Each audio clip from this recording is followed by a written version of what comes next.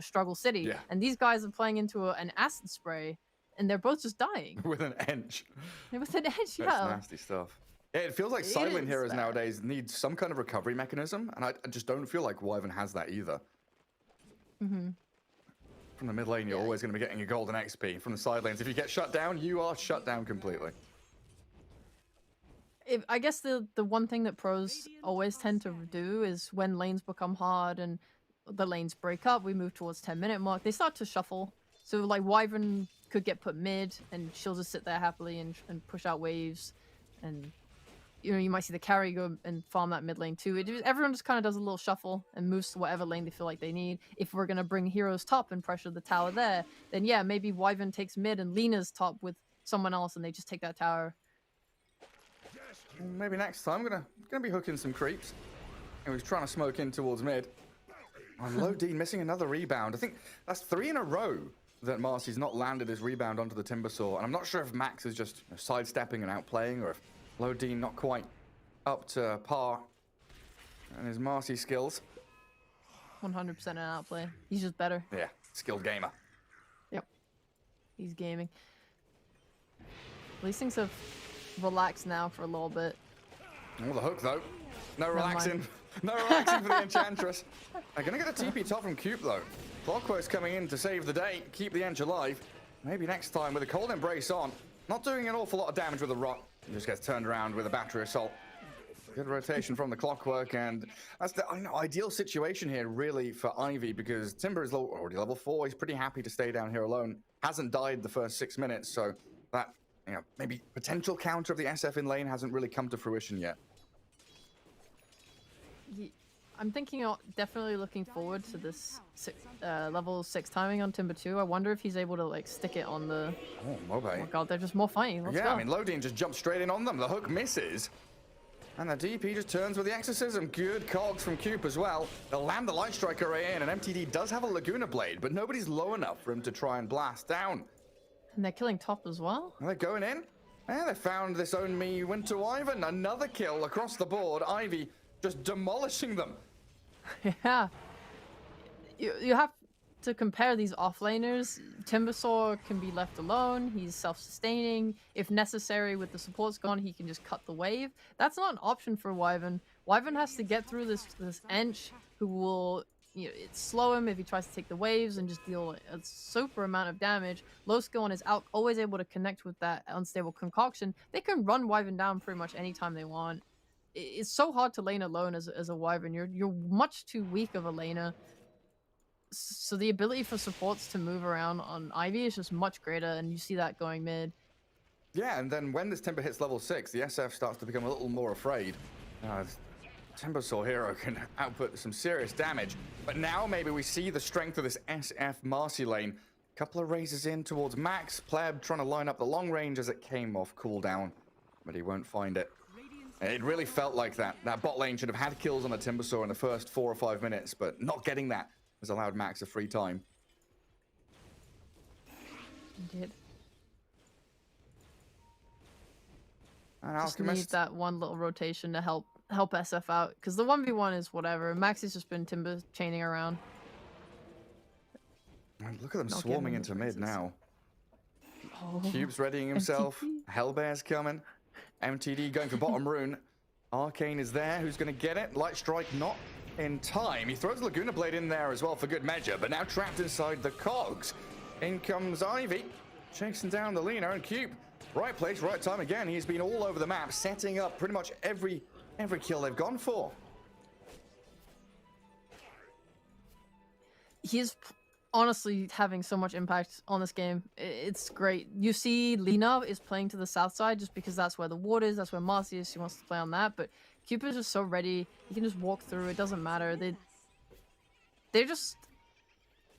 I don't know. It feels like sharper, and Lodeen is sadly missing his spells a lot. Yeah. He misses rebound again on that mid lane. Yeah, that's what we saw in the laning stage. It just doesn't feel like Lodeen's got that eye for it. Gonna dispose back the DP. They're diving onto this tower. Now he will rebound away safely and successfully. But already 9 minutes in, some good damage with the last remnants of this Exo. Bring it down pretty low. You have an Ench, you have a DP. This tower should definitely be falling at some point. Even if you don't commit a bunch of heroes to push the tower together, just the ability to enchant a creep and run it at mid, within its death, it'll do a lot of damage. And you can just chip it down like that. And all this noise in the mid lane has given Alchemist a lot of freedom. He's already top of the net worth. Happy time for him. 2,500 gold saved up towards that relic. And it doesn't feel like there's anything that's stopping him anytime soon. They're all just trying to respond to all of these issues. Like bottom jungle, Lodine is battling with the two supports. Ivy planting themselves on the enemy side of the map. MNT Pudge. He sees the Alk. With the Chemical Rage, there's nothing he can really do to stop him from running back into the jungle and continuing that farm rate. SF is one of those heroes that's pretty good at keeping up in terms of farm with these very greedy heroes. He is a flash farmer through razors, and he's already got his Dragonlance treads. It feels like he could be ready to fight already. SF is one of those heroes where he can output a shit ton of damage, but dies very quickly. It's just very similar to Lina. They have basically picked the same core twice, and it's kind of like with Ivy, your Clockwork is level 5 right now, he's going to hit 6. At that point, they can just look towards killing Clev. You know, when you're playing with a Jug or something, oh, they're just diving mid, okay. Yeah, they're just going aggro. They're just going aggro everywhere. They won't finish him off. They're keeping MNT at bay. Yeah, tower dying. Centaur creep gonna tank it up. And this Exo, thanks to the arcane rune that the DP had, is just another one, you know, third Exo of the game or whatever. 11 minutes in, just keeps them flowing. Yeah, but you're chill. You just have a lot of options. Like I was trying to say, if you have a Jug or a Lifestealer, you feel pretty bad. Oh, the Requiem disposed. That's a nice little play. Get in a couple of raises for good measure. All right, nice. Yeah. But you could feel limited, like, okay, they have magic immunity, it's hard for us to get our spells, we don't have enough chain stun, blah, blah, blah. But someone like an SF, someone like a Lina, they're always killable. So even if they are getting this kill, even if they're feeling good, Ivy can definitely just get that hook shot and be like, okay, we're going to look for our kill now. We have a play to make. We have the damage to do it.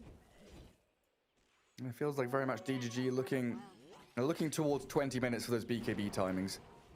It looks like SF's going to get his a little bit early to straight Dragonlance BKB. Lina does want the boots of travel first, as Lodine and MTD just pile it onto Cube, but he's got raindrops, fluffy hat, and a hookshot to escape. He's perfectly fine. Tell you what, he baits 3 heroes down into bottom jungle, makes them waste their spells. That's Unleash and Laguna Blade, and he just says goodbye. You're okay with that, I think, just because the hookshot is the kill threat, and now that that's gone, you can just keep farming. Because that's what DGG want to do. Their whole game plan is we want to farm. Oh, you can't let DP get another arcane rune. I guess you don't have a choice. Yes, you can. The Warpine Raider blocking out MTD. No stuns, so TP home is good.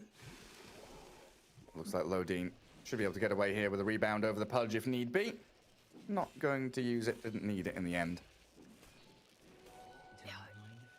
I keep reading these support movements by the Pudge and Marcy, like they want to make something happen mid, and they just can't. So they just keep settling for like, okay, I'm gonna go bully Max for a little bit, and then they go back to mid, like, oh, I'm sure we can do something this time, but it just isn't happening. The DP is way too strong.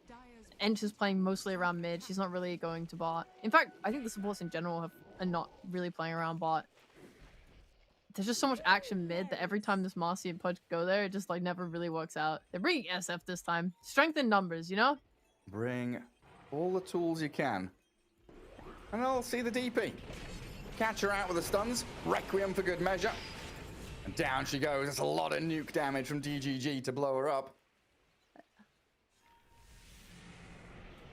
Little bit of confidence there on the DP to walk like that alone with no supports. And no vision, yeah. And no vision, but it's okay. It's space for the Alchemist, you know. He got his Radiance a minute and a half ago, and he's already well on his way to Blink Dagger. This guy is accelerating quickly. No, he really is. He's gonna hit this timing with. He's going BKB. That's crazy. They just wanna fight soon. I guess they're feeling really good on DP.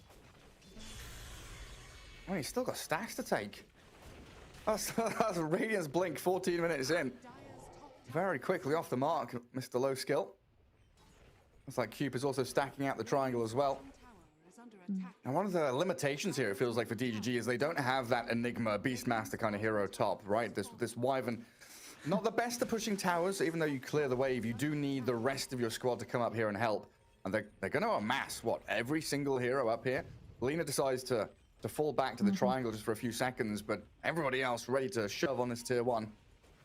While Alchemist just farms out the stacks, gets himself even bigger. A 5k lead built up 15 minutes in is a pretty good sign here for Ivy.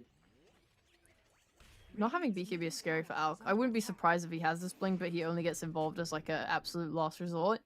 Ivy are strong, but they don't have magic immunity. They have 2 hoods, and it could be enough if we look at how that DP died in the mid lane. It required a Laguna Blade, it required an SFO, it required a Dismember, and everything from Marcy too. So if we look at that on just one hero, then to deal with a Timbersaw and an Alk on top of that, it might be quite difficult.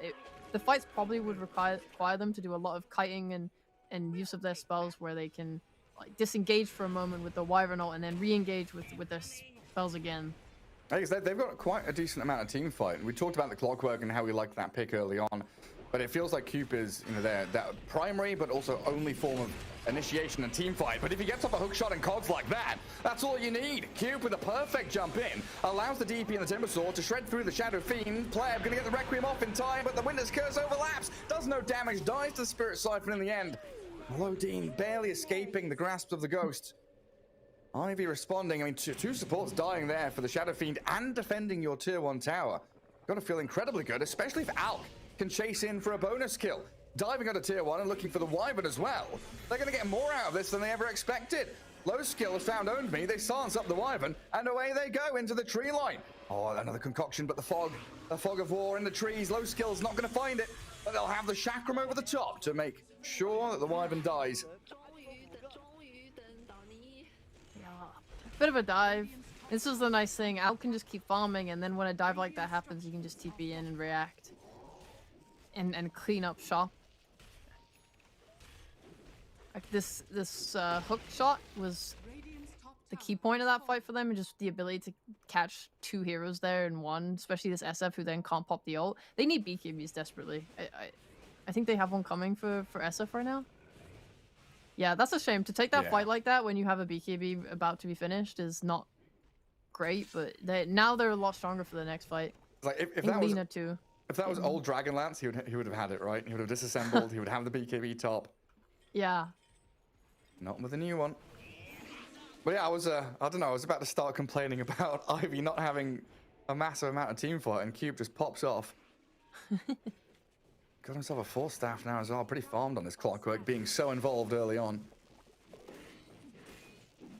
But I mean, it's such a challenge now. 15k on the Alk. He's got BKB, he's working on AC. And I don't know, do you have a way to deal with him? Are SF and Lina going to output enough damage to kill him? In late game, they can, yeah. But right now, no. Cubes in, hooks out. Maybe next time. Nice little grab on the Marcy. This is the risk. So the way that DGG have been playing is very passive. We haven't seen them smoking up, making rotations. We saw that one smoke to mid where they killed DP, but other than that, they've been very passive. They're moving their supports around, trying desperately to kind of make plays happen, but it's not coming easy to them the way that it was for Ivy with their Clockwork. So they're just chilling. They're thinking, okay, we take this to late, we win with our Lina and our SF. And it's something that they tried to do against Liquid as well and failed, but you're reaching kind of critical mass on this Alk. Like, he's smoked up with his team, he's ready to fight, he's got his BKB. Yeah, this is late game. It's a late game Alk. It's 18 minutes in. let's go kill some heroes. Find the Purge, take him down, and then move into Roshan. What's stopping them at this point? I'm also looking at this DP, and she's just not going to go BKB. Hood into Kaya Sanj, tanking up, getting more damage.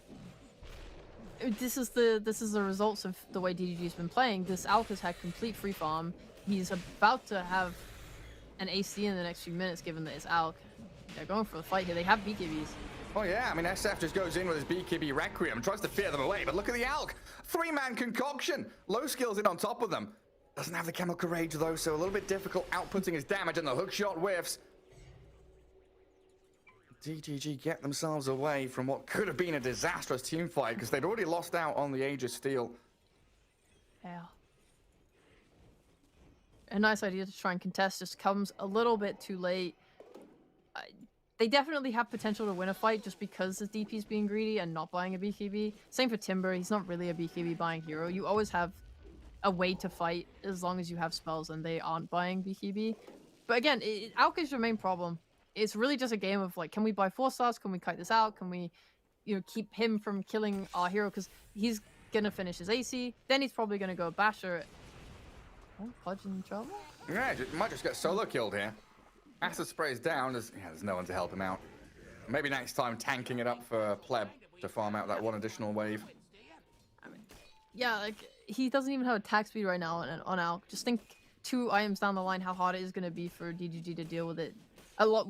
Obviously it's going to be a little bit difficult because they're going to have to fight into the high ground to take racks eventually. And playing into ranged heroes like a Wyvern, Core, SF Lina is difficult in that regard. Onmi has his Ags. He's only going to get stronger. You probably want to take a fight as Ivy outside of the base and then push in, if you can. Just try and outrange all the heroes. Yeah. Low skill, getting pushed away from that bot tower. He's got Cube and Mobe near him. Looks like DGG trying to figure out how they can reclaim their bottom jungle. They're getting pushed back on every lane though, like Timbersaw freely shoving in mid. And low skill. Ivy are pretty clean. Yeah, I mean they're hunting. Yeah. As Ox stuns himself. there was someone in the trees, but they TP'd away. Yeah. I just think that they're in a really good spot right now to win this game, or at least try and outfarm DGG, and as long as they don't overcommit, I think the worst thing that they could do is just make some absolutely insane play where they're diving some high ground or tier 2 tower and have heroes split. This is great. Yeah, being forced to BKB that. Yeah. This is exactly what you want to do. You want to kind of split your, you want to apply pressure. We've seen it with all these teams. We saw Liquid do it to DGG yesterday, right? Where you're just threatening them around the map. You're not allowed to play here. We're going to run at you. We're going to force your BKB. Now you don't have a BKB. It gives us a place to get an objective or pressure you even harder. You just keep doing this over and over again until the net worth lead really widens, and then you just play for like next Aegis and then try and end the game. I guess usually we see this kind of binary system where a team is either... Wait, are they going for a hook into a Requiem? Oh, they are? Well, try it. Alright, so continue. So we usually see this this kind of binary system where teams are either playing wide map or closed map, right? They're playing as 5 together, going around smoking, ganking, team fighting, and forcing fights as 5. Or they're doing the kind of split push, spread wide, get as much farm as you can across multiple heroes. And it kind of feels like Ivy are between those two styles where they are spreading wide and farming. Top lane being pushed out by Timber, mid being held by the DP. But then they've also got this group up together from the Clock, Ench, and Alchemist, holding hands to really protect areas on the map that they can control and keep DGG away from. Yeah. Right now, Lodine, he's having struggles dewarding, and he might have to pay for it. He gets jumped and out, stuns himself with a concoction again. He's always going to have that second life. 1 minute left on Aegis, so not too bothered about just jumping straight in there. They're like, kind of going off what you said, they are playing closed map, but they're also playing kind of wide map but together. Yeah, just we're gonna try and cover the entire map, but we're gonna run there as a team. We're not gonna give you any pick off. Yeah. And when they run top, for example, and force someone to TP back home, they suddenly become very locked in their base because they can't then swing to the bot side of the map and push that out because they won't have a TP.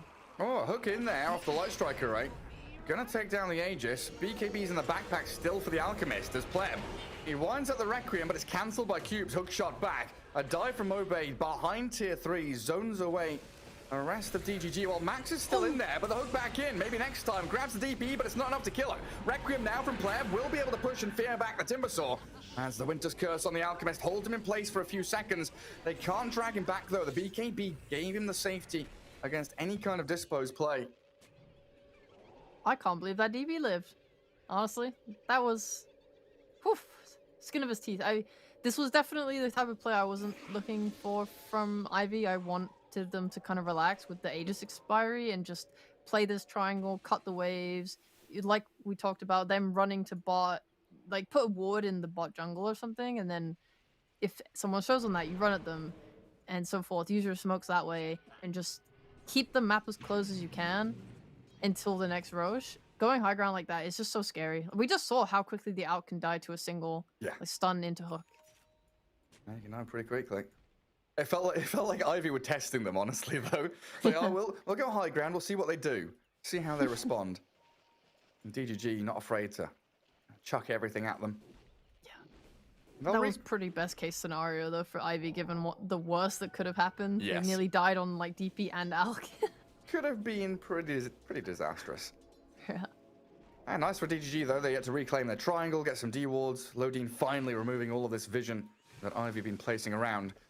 And if what feels like their first real smoke movement of the game, 25 minutes in. They've got 4 charges on Spirit Vessel, so a nice little start there for them. MTD going straight into Monkey King bar. Throughout this whole game, Gary, we talked about SF and how his razors are so good in the lane, and just how this... Oh, never mind, they're going for a fight. This we'll save for later. Yeah, that's fine. Low skill. Concoction blocked by the BKB. Rebound in. Dispose, no. The Lincoln Sphere. Low skill. Able to block out that reinitiation as the Winter's Curse. Just going to try and delay the push forward from Ivy, but in comes Cube again, finding the line. Angles onto MTD. Forces another BKB. Jetpacks away. Just a bit of poke and prod here, but Ivy've got another round of battling to go forward in towards the Wyvern and the SF. Lodine's jump back into the DP as Pleb holding the high ground and trying to race back into Mobe, looking like he's going to get the kill with a final touch. Cube with the cogs, trying to block them back, but the Laguna Blade is there. And Ivy maybe struggling now to get the damage they need, but you're right, SF is stuck. Low skill's got the kill, a double for the Alk.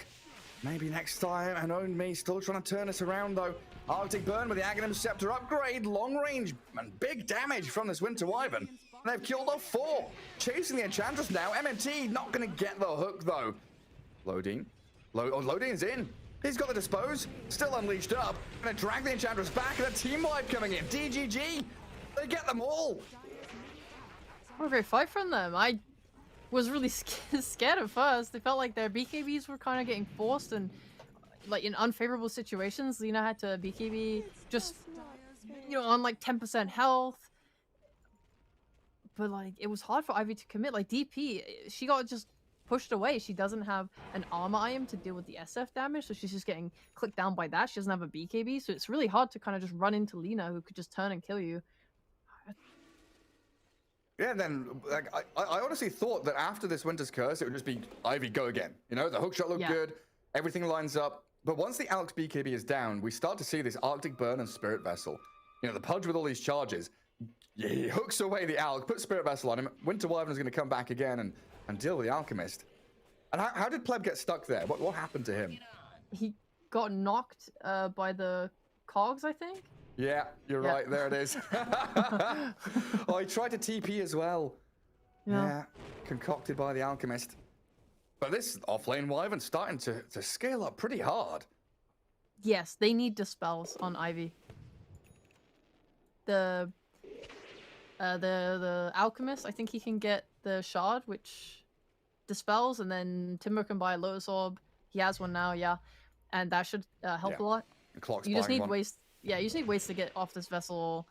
Obviously, you can't really deal with the Arctic Burn just because he has Ags. He can always reapply. That's true. Yeah. But the vessel, at least, is a big issue. Well, 30 seconds for Roche now. I mean, what was that? It was like a 4K swing or so. It was a big jump in net worth, and like win probability jumps pretty hard as well. Nice little comeback from DGG there. Let's see if they can continue get into the rhythm. I do strongly believe in their late game.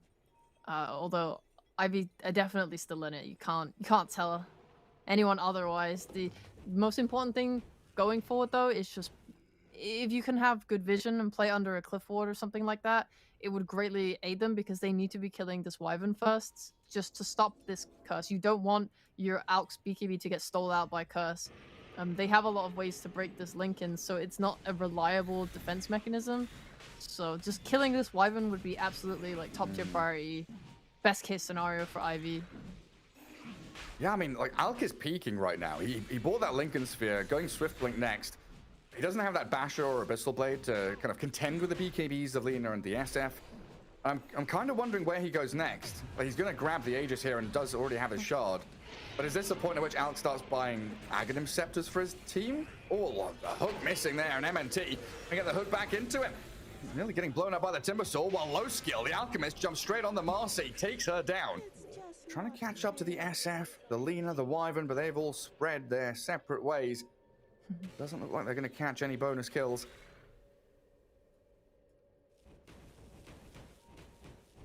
Yeah, this is really where it feels like Ivy should be at their strongest with this Alchemist, isn't it? Definitely. I would have liked to have seen a Basher. I just think it's a bit hard to deal with the BKBs otherwise, but I'm not opposed to like... Okay, MTD is just in, man. Well, they found him, yeah. Tracking back all the way towards their Ancients. But a BKB TP will give her the security, knowing the hookshot is down. Yeah. Yeah, I was gonna say, I do like how they approached the last fight, at least. If you're able to kill the supports, if they're out of position, it could force DGG's cause back. You know, oh, we don't want to fight. We don't have a Marcy. We don't have a Pudge. These are our saves. You know, you have a Pudge with the Shard. Just these little things. It's hard to just stand there and fight when you're not fully at your own peak. Talk about Alchemist peaking. Well, SF is nearly about to finish a Scotty. MTD, he has an MKB. He's starting to hit pretty hard, but he can still use some more items. He's going for that AC. When we see this AC, these Daedalus, I think when we have like the Scotty Daedalus type builds coming out, that is when I would say Lina and SF are peaking. But we're quite a ways off. They've definitely got room to grow. For sure. And there is that Skadi done for Pleb. So another issue for Alchemist. And now Ivy's starting to play that tighter, closed map style with 4 heroes down bottom. Timbersaw doesn't... Okay, yeah, I was going to say, he doesn't have travels, but he does have the outpost to TP2, so they will group as 5. But you just see how much damage Alk is taking from a few clicks out of Pleb. That's going to give you some worries. It's really hard to push high ground. As long as they are just standing on their high ground, I feel like it's kind of impossible to just ram your head into it. You don't have any slow siege. Unless you're just going to like run animals at the high ground, but I mean, that's not really going to work. They can kill it so easily. You need to, I don't know, you need to force something outside the base, whether that's just getting a smoke and a side lane pick off, whether it's, I don't know, hoping that they'll just run into them on the... It took me a second to realize what you meant by run animals at the high ground. Like, oh yeah, they have an enchantress. Yes. Yeah. So, run creeps, I should say. Just talking about the squad themselves. Just go. Animalistic behavior. Charge towards your opponents. Send Clockwork up there. Yeah. Get in there. Little Tin Man on the battle plan. Charge up high ground. DGG still kind of hemmed back in their base, but Lodian's going to get the D wards, remove the vision, and now they can play under their own observer ward. Oh, but if they're not together, this is where they are weak. Lina is exposed. So is the SF a little bit, and that allows Cube to get in with a hook shot. Pleb, he's got Pike and BKB, just turns to fight the clock. MTD zones away the Eng, and Alk with DP straight on the Pudge. Winter's Curse trying to hold her back, and Cube the first one to die as Lina and SF turn around onto low skill. The physical damage takes him down. The Ghost, not something they're too bothered by. The Requiem will get the fear onto the Alk at least, lacking the damage from it, but they've got plenty to back it up. And Ivy falling short. They were not ready for that, it felt like, on Ivy. They smoked, they clearly had a plan, but they find SF and initiate on him with no follow-up. There was no stun. They get the hook shot, they get the pushback with the Pogs, and then nothing. He's able to literally just stand there and not care. He doesn't even pop his BKB. He's so unthreatened. I think... I'm definitely feeling the effects of DP's Iron build. Not having an early BKB posed some problems for her. Not having armor is posing even more problems for her into Lina SF. Like, you see how easily she just dies in these fights. Literally just gets clicked and dies. And you're seeing as well, they have a lack of lockdown. They didn't have that follow-up. I think she needs a lot. She needs some Shivas, some armor. She needs a Hex. Just look at her getting clicked down by the Lina there. Yeah. When low skill loses a second life pretty quickly as well. And this is all under Radiant Vision as well. They're next to their base. They have that high ground ward. So a little bit of a very risky move, honestly, from Ivy, going back in to the D-warded area. Even though the Lina was kind of separated from her team, the fact that she is very speedy. Farisol stacking up, got herself back into position, and now, even though there's a 13k lead for Ivy, the past 6-7 minutes has felt like DGG have a grasp on this game that they're not going to relinquish anytime soon. Yeah, they're hitting their item timings. They played so passively up until like recently. We haven't seen them being the ones that make the smoke moves. They're not being the aggressors. Ivy's kind of the one that is sweating and realizing that they have to try and end this game. And they're not doing it in the cleanest way. They're getting wiped. They're losing their Aegis. These are their advantages that they're meant to be taking advantage of, and DGG are coming out on top. It's very hard. I fully appreciate that. It is really hard to be in Ivy's position right now. Because ideally you would have ended like 10 minutes ago or something on the last Aegis. Or at the very least you would have had a laner Rax. Yeah. You've not even broken the base yet. I mean, tier 3s are all very healthy still. And you've got at least a 2-minute wait until next Roshan. And even fighting around Rosh, you're going to be a little worried here about the Curse, the Requiem, the ability for DG to fight around it in these choke points. That is Ivy's potential saving grace, is if DGG come out of their base and give up a good position to go fight for Rosh, that's when Ivy could win a fight. I just want to see more lockdown. I want to see a Hex. I want to see an Abyssal Blade. They're coming. As quickly as they can. I mean, Max had it queued up. He shouldn't be too far away from it now. It looks like he just needs the Mystic Staff. Has the money for the orb. Might be keeping buyback though, thinking about how these team fights are going. Nice. That would be really good for them going later if Max has a Hex and if DP can get one as well. And Alk. Oh, Alk had the Abyssal Blade queued up, but he's changed to Nullifier now. What's he nullifying? He had a Rapier queued up for a little bit. Then I saw him switch to Abyssal Blade, and now he just has the Sacred Relic queued up. I think he's bought the Helm. He's committing to Nullifier. That's interesting. What is he nullifying? Sidekick? Oh, the Eon Disc. He wants to be the one that kills the Winter Wyvern. Ah, you're clever. That's the one. It's not a bad idea, but again, you don't have lockdown other than your concoction, which is going to get dispelled when Wyvern's Eon Disc procs. So you kind of need that Basher, but he's not even going for that. He's just going to go for Ags now. Yeah, he's slotted. He's got no room left. I'm trying to go for the sneaky surprise move. They've got high ground vision here on Lodine, but the quick BKB. Marcy has her item. And now she's going the Basher. We're scaling. Oh yeah. And just the little brown boots though. Didn't finish off the phase or anything. And a full 2 minutes for Roche to respawn. Where does Ivy go now? Like, they feel like they're forced to play as 5. Do they just continue like farming jungle together?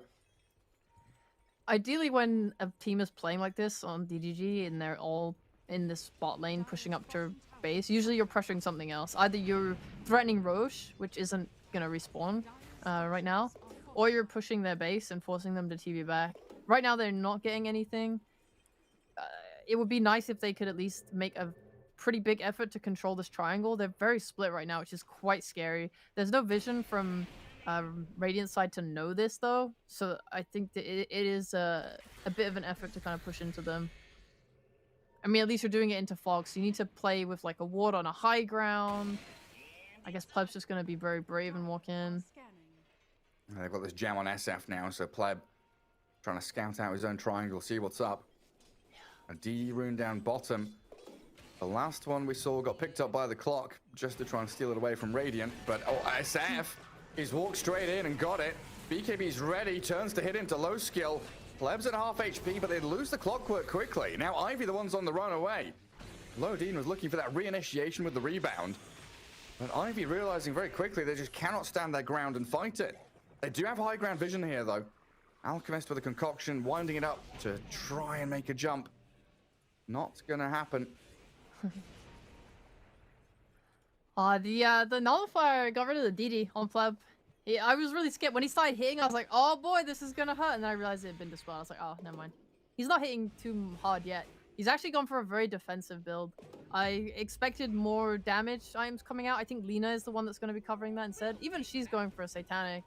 By SF, he's had the Satanic queued for a while. He's got a Shadow Blade, BKB, Scotty, Hurricane Pike. It's very, very low damage. So we saw without the DD there, he hit the Alk and it didn't really do that much. But the nice thing though is that when you're combining your Lina, Wyvern, and SF hitting people together, it is a lot. Yeah. And I think that's why you can afford to go an item build like this, which does just let you sustain and live.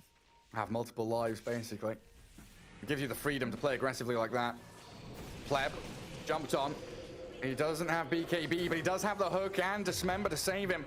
Exo going to be expended here by Mobe, but look at the damage from Lina. Now the slow from the Skadi. Hookshot back in from Cube, though. Trying to zone out the Shadow Fiend and isolate him, but they've got the heal. Cold Embrace going to keep him alive a little bit longer, while Lina trying to unload her damage, but she's been silenced, sent back.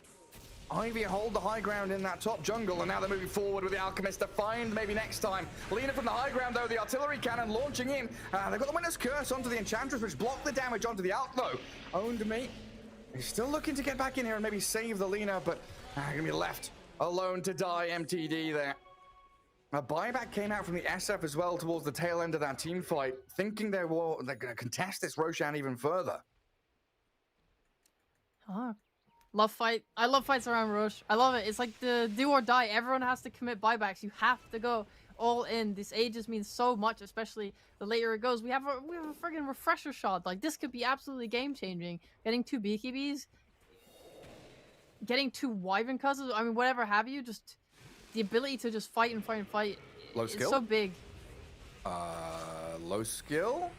Okay, he's all right. Looks a little bit scary there, but now when he's concocted himself, Pleb just has the Requiem on him. Rebound back in, hook across. Lotus Orb still on him, so MNT can't dismember just yet. Damage not coming fast enough. Low skill is still alive somehow.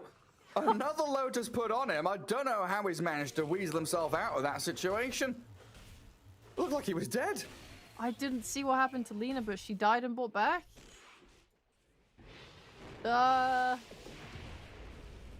Yeah, I was watching the Alk the whole time, and he was so low, but SF just didn't have the damage output to kill him? Yeah, apparently not. Yeah, Alk killed off that Lina. Oh, yeah. Oh, right. Pretty expensive one for DGG. They've used all their buybacks now, right? If I look at buyback status, we have not many. No Pudge, no Lina, no SF, no Marcy. So Wyvern is the only one with the, you're right, with the buyback. Alk and DP on the other side to have buyback, and another DD rune spawning. This time around Roshan. Oh, loading BKB by accident. Oh no. Alright, give it up. It's time to hold high ground. Right now you have no buybacks. You can't risk this. Ivy have so many more lives right now. If they can just go bot and take this outpost, I think it would be really big for them. If they can kind of create a line that pushes DGG into their base, and you're kind of playing here around, if you can take a fight around bot with the outpost control, that would be the most ideal, I think, just because you would be able to buy back and TP back in on your heroes. Like having who has buyback? 3 heroes have buyback right now, so it's essentially an 8v5. Yeah. You know, in a fight situation like that. So that would be great for them if they could do that. It's obviously just really ideal and not likely to happen. And DGG understand they have no buyback, so they're going to be playing mega safe, not taking risks. They're not going to be splitting up super hard. They will want to hold this high ground. This is the type of situation where you do get those absolutely massive deficits in net worth because they're not moving out onto the map. So you can just play it that way on Ivy and look for example, like extra ways to have win conditions. So getting Aghanims on everyone from Alchemist. You know, if you have like the clock has the overclock now, right? If you are able to hookshot in, for example, on SF, refresh, do it again, that is a lot of lockdown and could be more than enough time for them to blow him up. Or I mean, obviously, ideally, you want to get this Wyvern.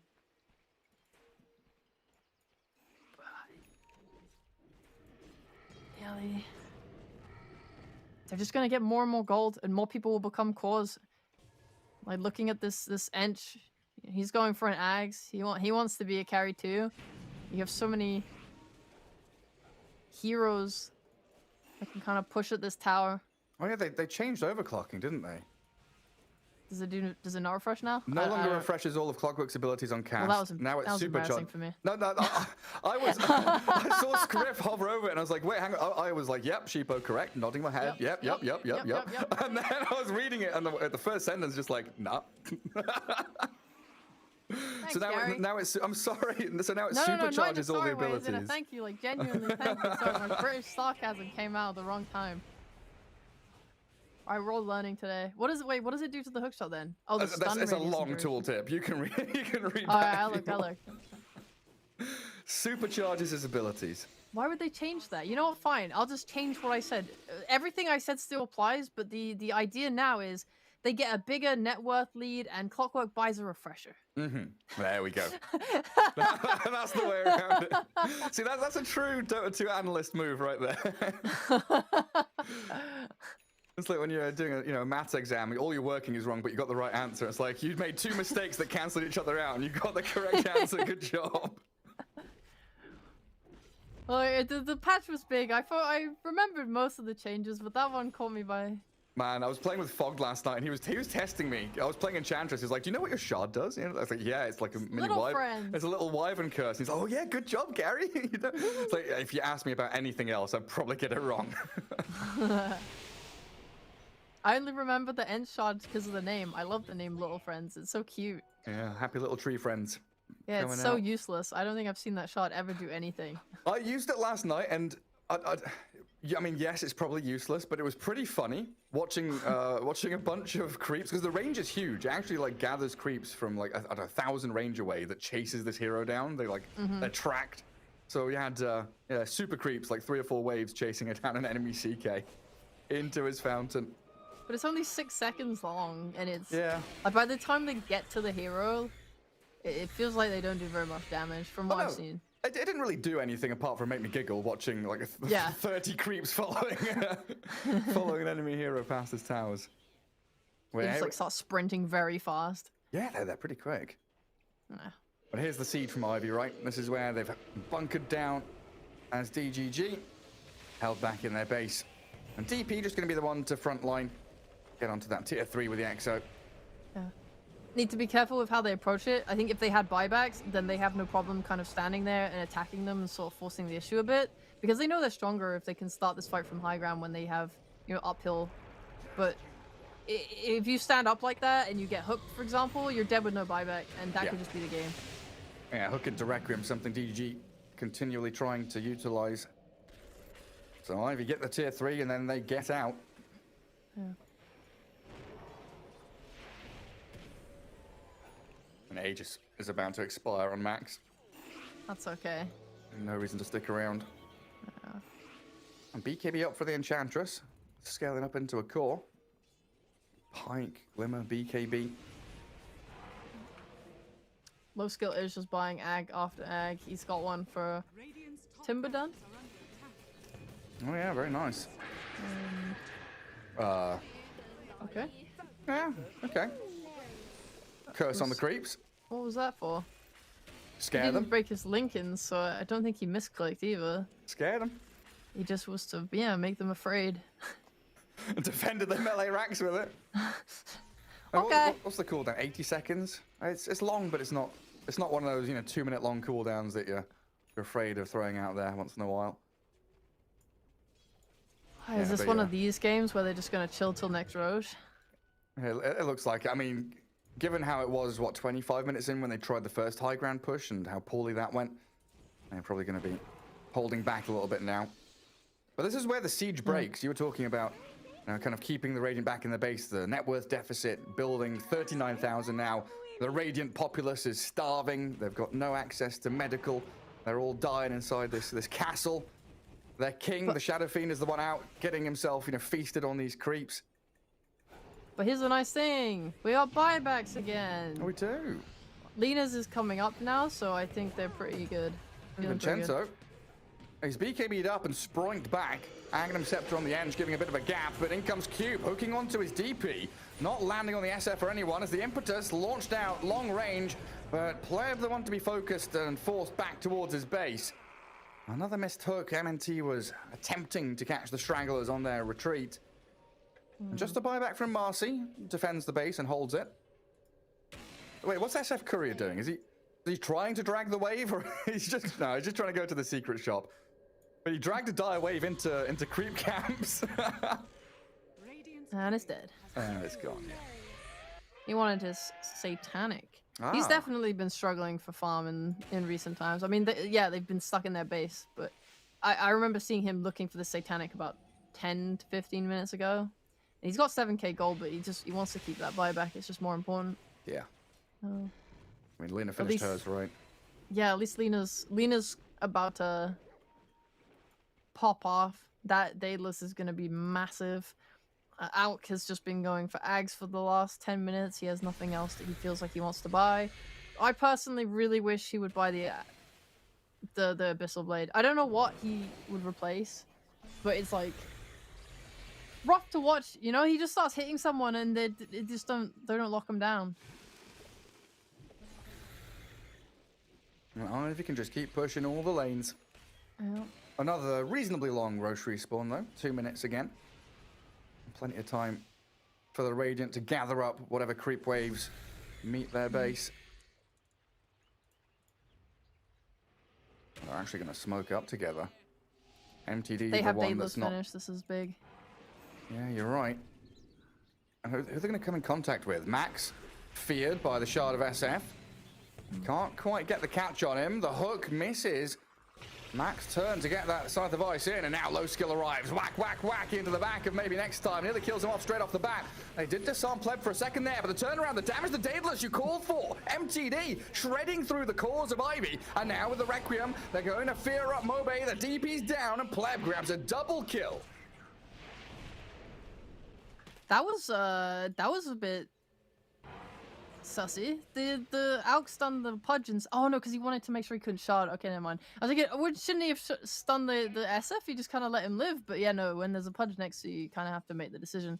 It's definitely a big problem here between these teams with their lack of lockdown, right? There's another reason why I kind of wish there was an Abyssal Blade, because then you can just stun the SF, Abyssal Blade the Pudge as he walks out. I guess the range is pretty high. I guess it's kind of hard. You kind of needed to be ready with all your heroes there. That's what the smoke was so good for. It just caught them off guard. Nice play, actually. Sorry, the more I think about it, the more I'm like, yes, that was good. Very good, DGG.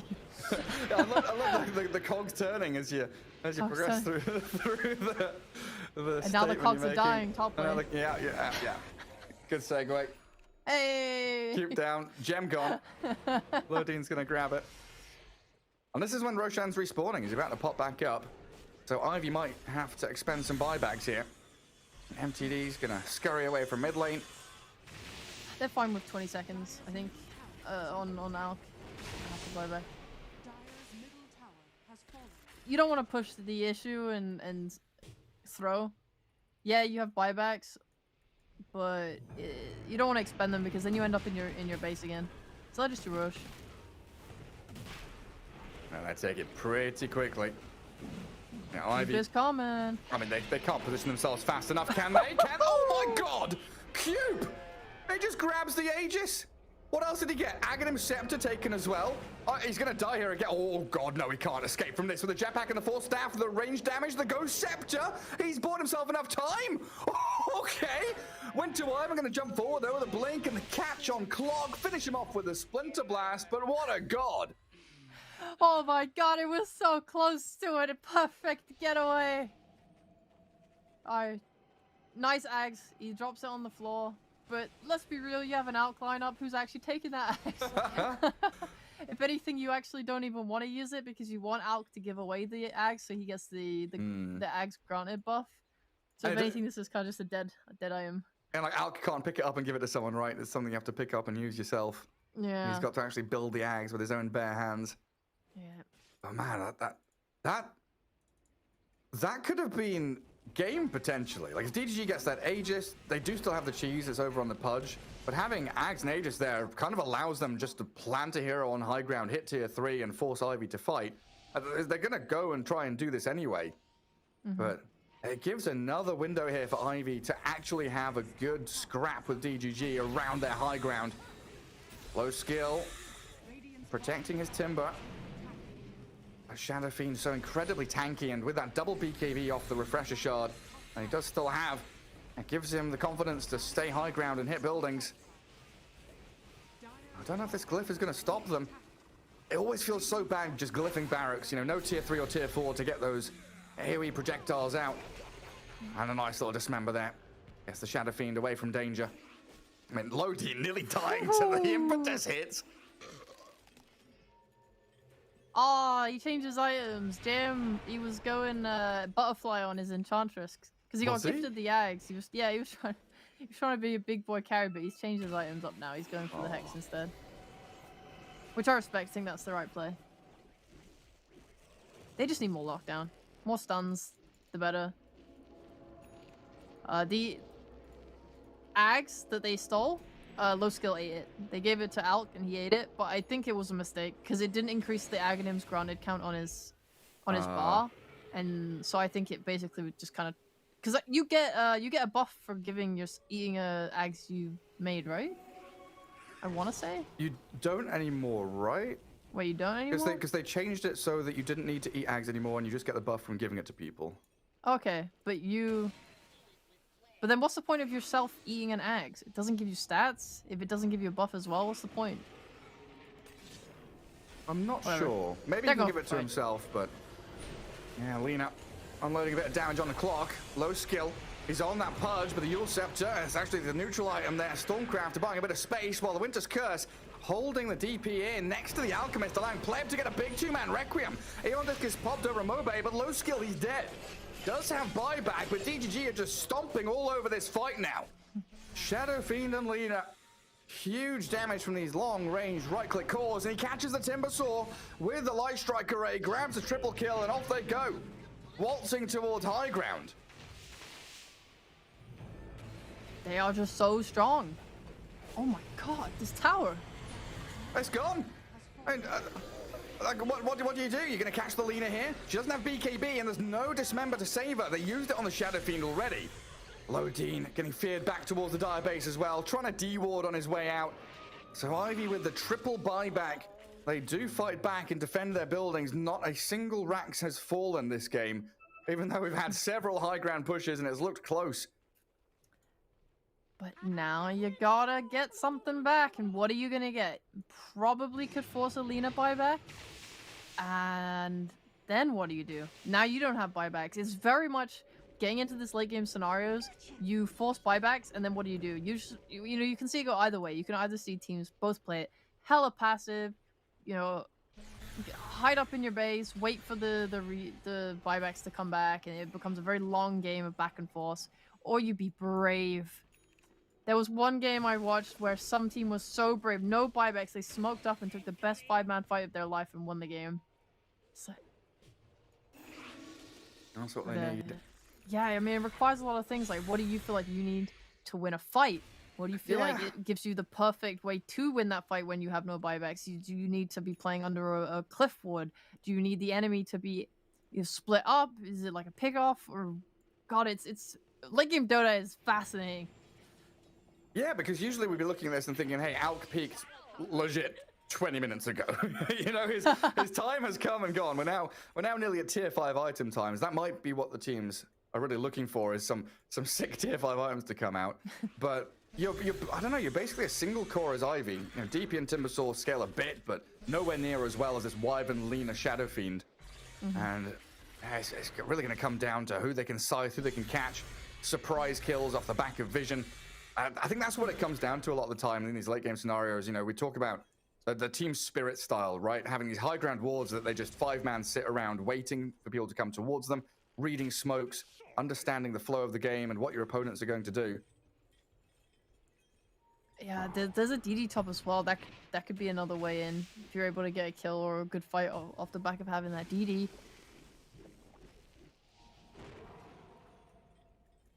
Who's going to get it? Cube is eyeing it up. Oh, they're smoking. They all have buyback. This is a really good fight for Radiant. They see Max. Timbersaw feared up. They've got Lodine to jump in. Hook shot catches the SF, but the Timbersaw looks like he's pretty dead. Does Timbersaw chain away?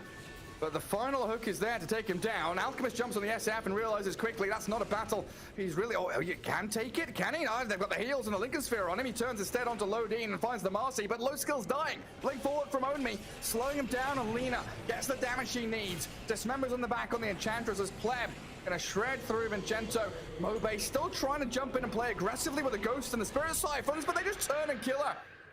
They find the curse on the Enchantress. That's 3 heroes dead. The 4th one about to come. Cube, the only survivor. A disastrous fight for Ivy might just lead to the game ending.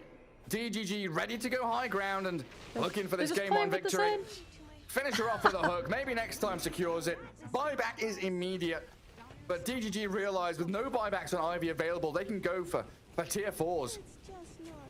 They finally bought the Abyssal Blade on Alk. Oh, did and they? he nearly killed the SF. It was probably the closest they've come in such a long time. And then there's a cold embrace. And then there's a satanic. And he keeps healing back up. Cute. Last ditch effort to hook shot in. Buy a bit of time. And it's never going to be enough. GG called. And game 1 going the distance. We do get to 60 minutes. Don't think we saw any tier 5 items, sadly. But DGG take the game 1 victory. It was a pretty good game. If not a little bit slow. I definitely respect both these teams. They're clearly, playing for their lives. This is the lower bracket. You can't afford to be rushing in and potentially throwing it all away. It is kind of sad for Ivy. I think that they were very close to, doing it. That I think they just, playing scared, trying to play careful. It can't be your undoing, right? They needed to kind of force the issue or find that opening. Maybe props to DGG for not really giving it. But when they use all those buybacks, I think that might have been Ivy's timing to really just try and go for it when you have your own buybacks. Because instead, DGG, they just kind of hold up. They got their buybacks back. And they knew, because they have this confidence. They know that they just have to wait. They have to get their items. And they will just outscale them. And we saw it. Fight after fight after fight from like 30 to 40 minutes onwards. Everything just kind of swung in their favor when they got an actual 5v5 going. Yeah, it felt like their window just got completely shut. And I don't know, you talked about it a little bit, sort of 20, 30 minutes in, about the DP's item build. And do you think it was too greedy to go for this Hood, Kai Sanj, delay the BKB? Because she didn't really seem to synchronize with the Alk, who scaled very quickly, and then she tried to scale towards later? It felt like that, yeah. I'm not... The Hood probably is okay if he feels like he needs that to be able to fight early, because he was quite the menace early, taking towers and being out on the map, right? But after that, I think the Kai Sanj, it felt like it held him back, because it felt like he was scared to fight and just stick on someone because he didn't have armor, because he didn't have the magic res, like the immunity, sorry. I wouldn't pin the whole game on his item build, that's for sure. Okay, fair enough. Fair enough. That was what I was poking at that a little bit, but yeah. There's a lot of things went right and wrong for both teams, but going to 60 minutes, it feels like that's what DGG were aiming for against Liquid, and you're going for this late game where they get Pleb built up, and an exceptional performance from him and MTD, those two heavy hitters. And you add in Onmi's offlane Winter Wyvern, a lot of surprise flavor there from DGG's draft. But we'll take a quick break, everybody. Game 2 coming up right after this.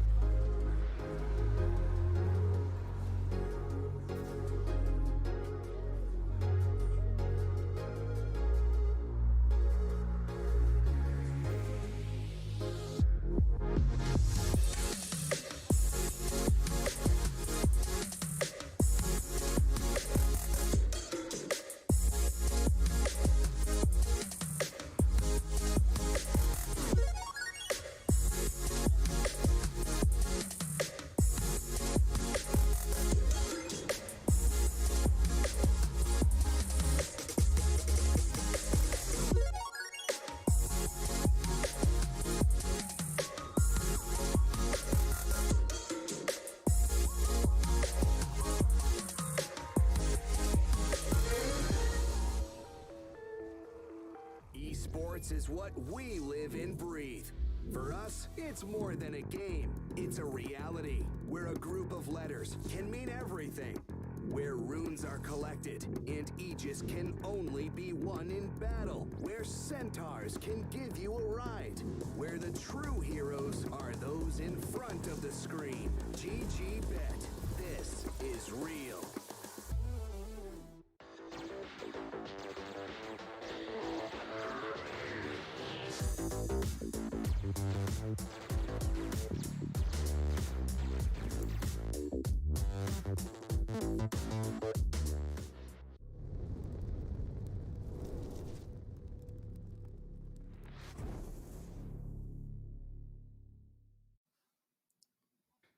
Welcome back to your TI 11 regional qualifiers for Western Europe, as we've got Ivy up against DGG. Game 2 coming up for you, joined of course by the wonderful Sheepo.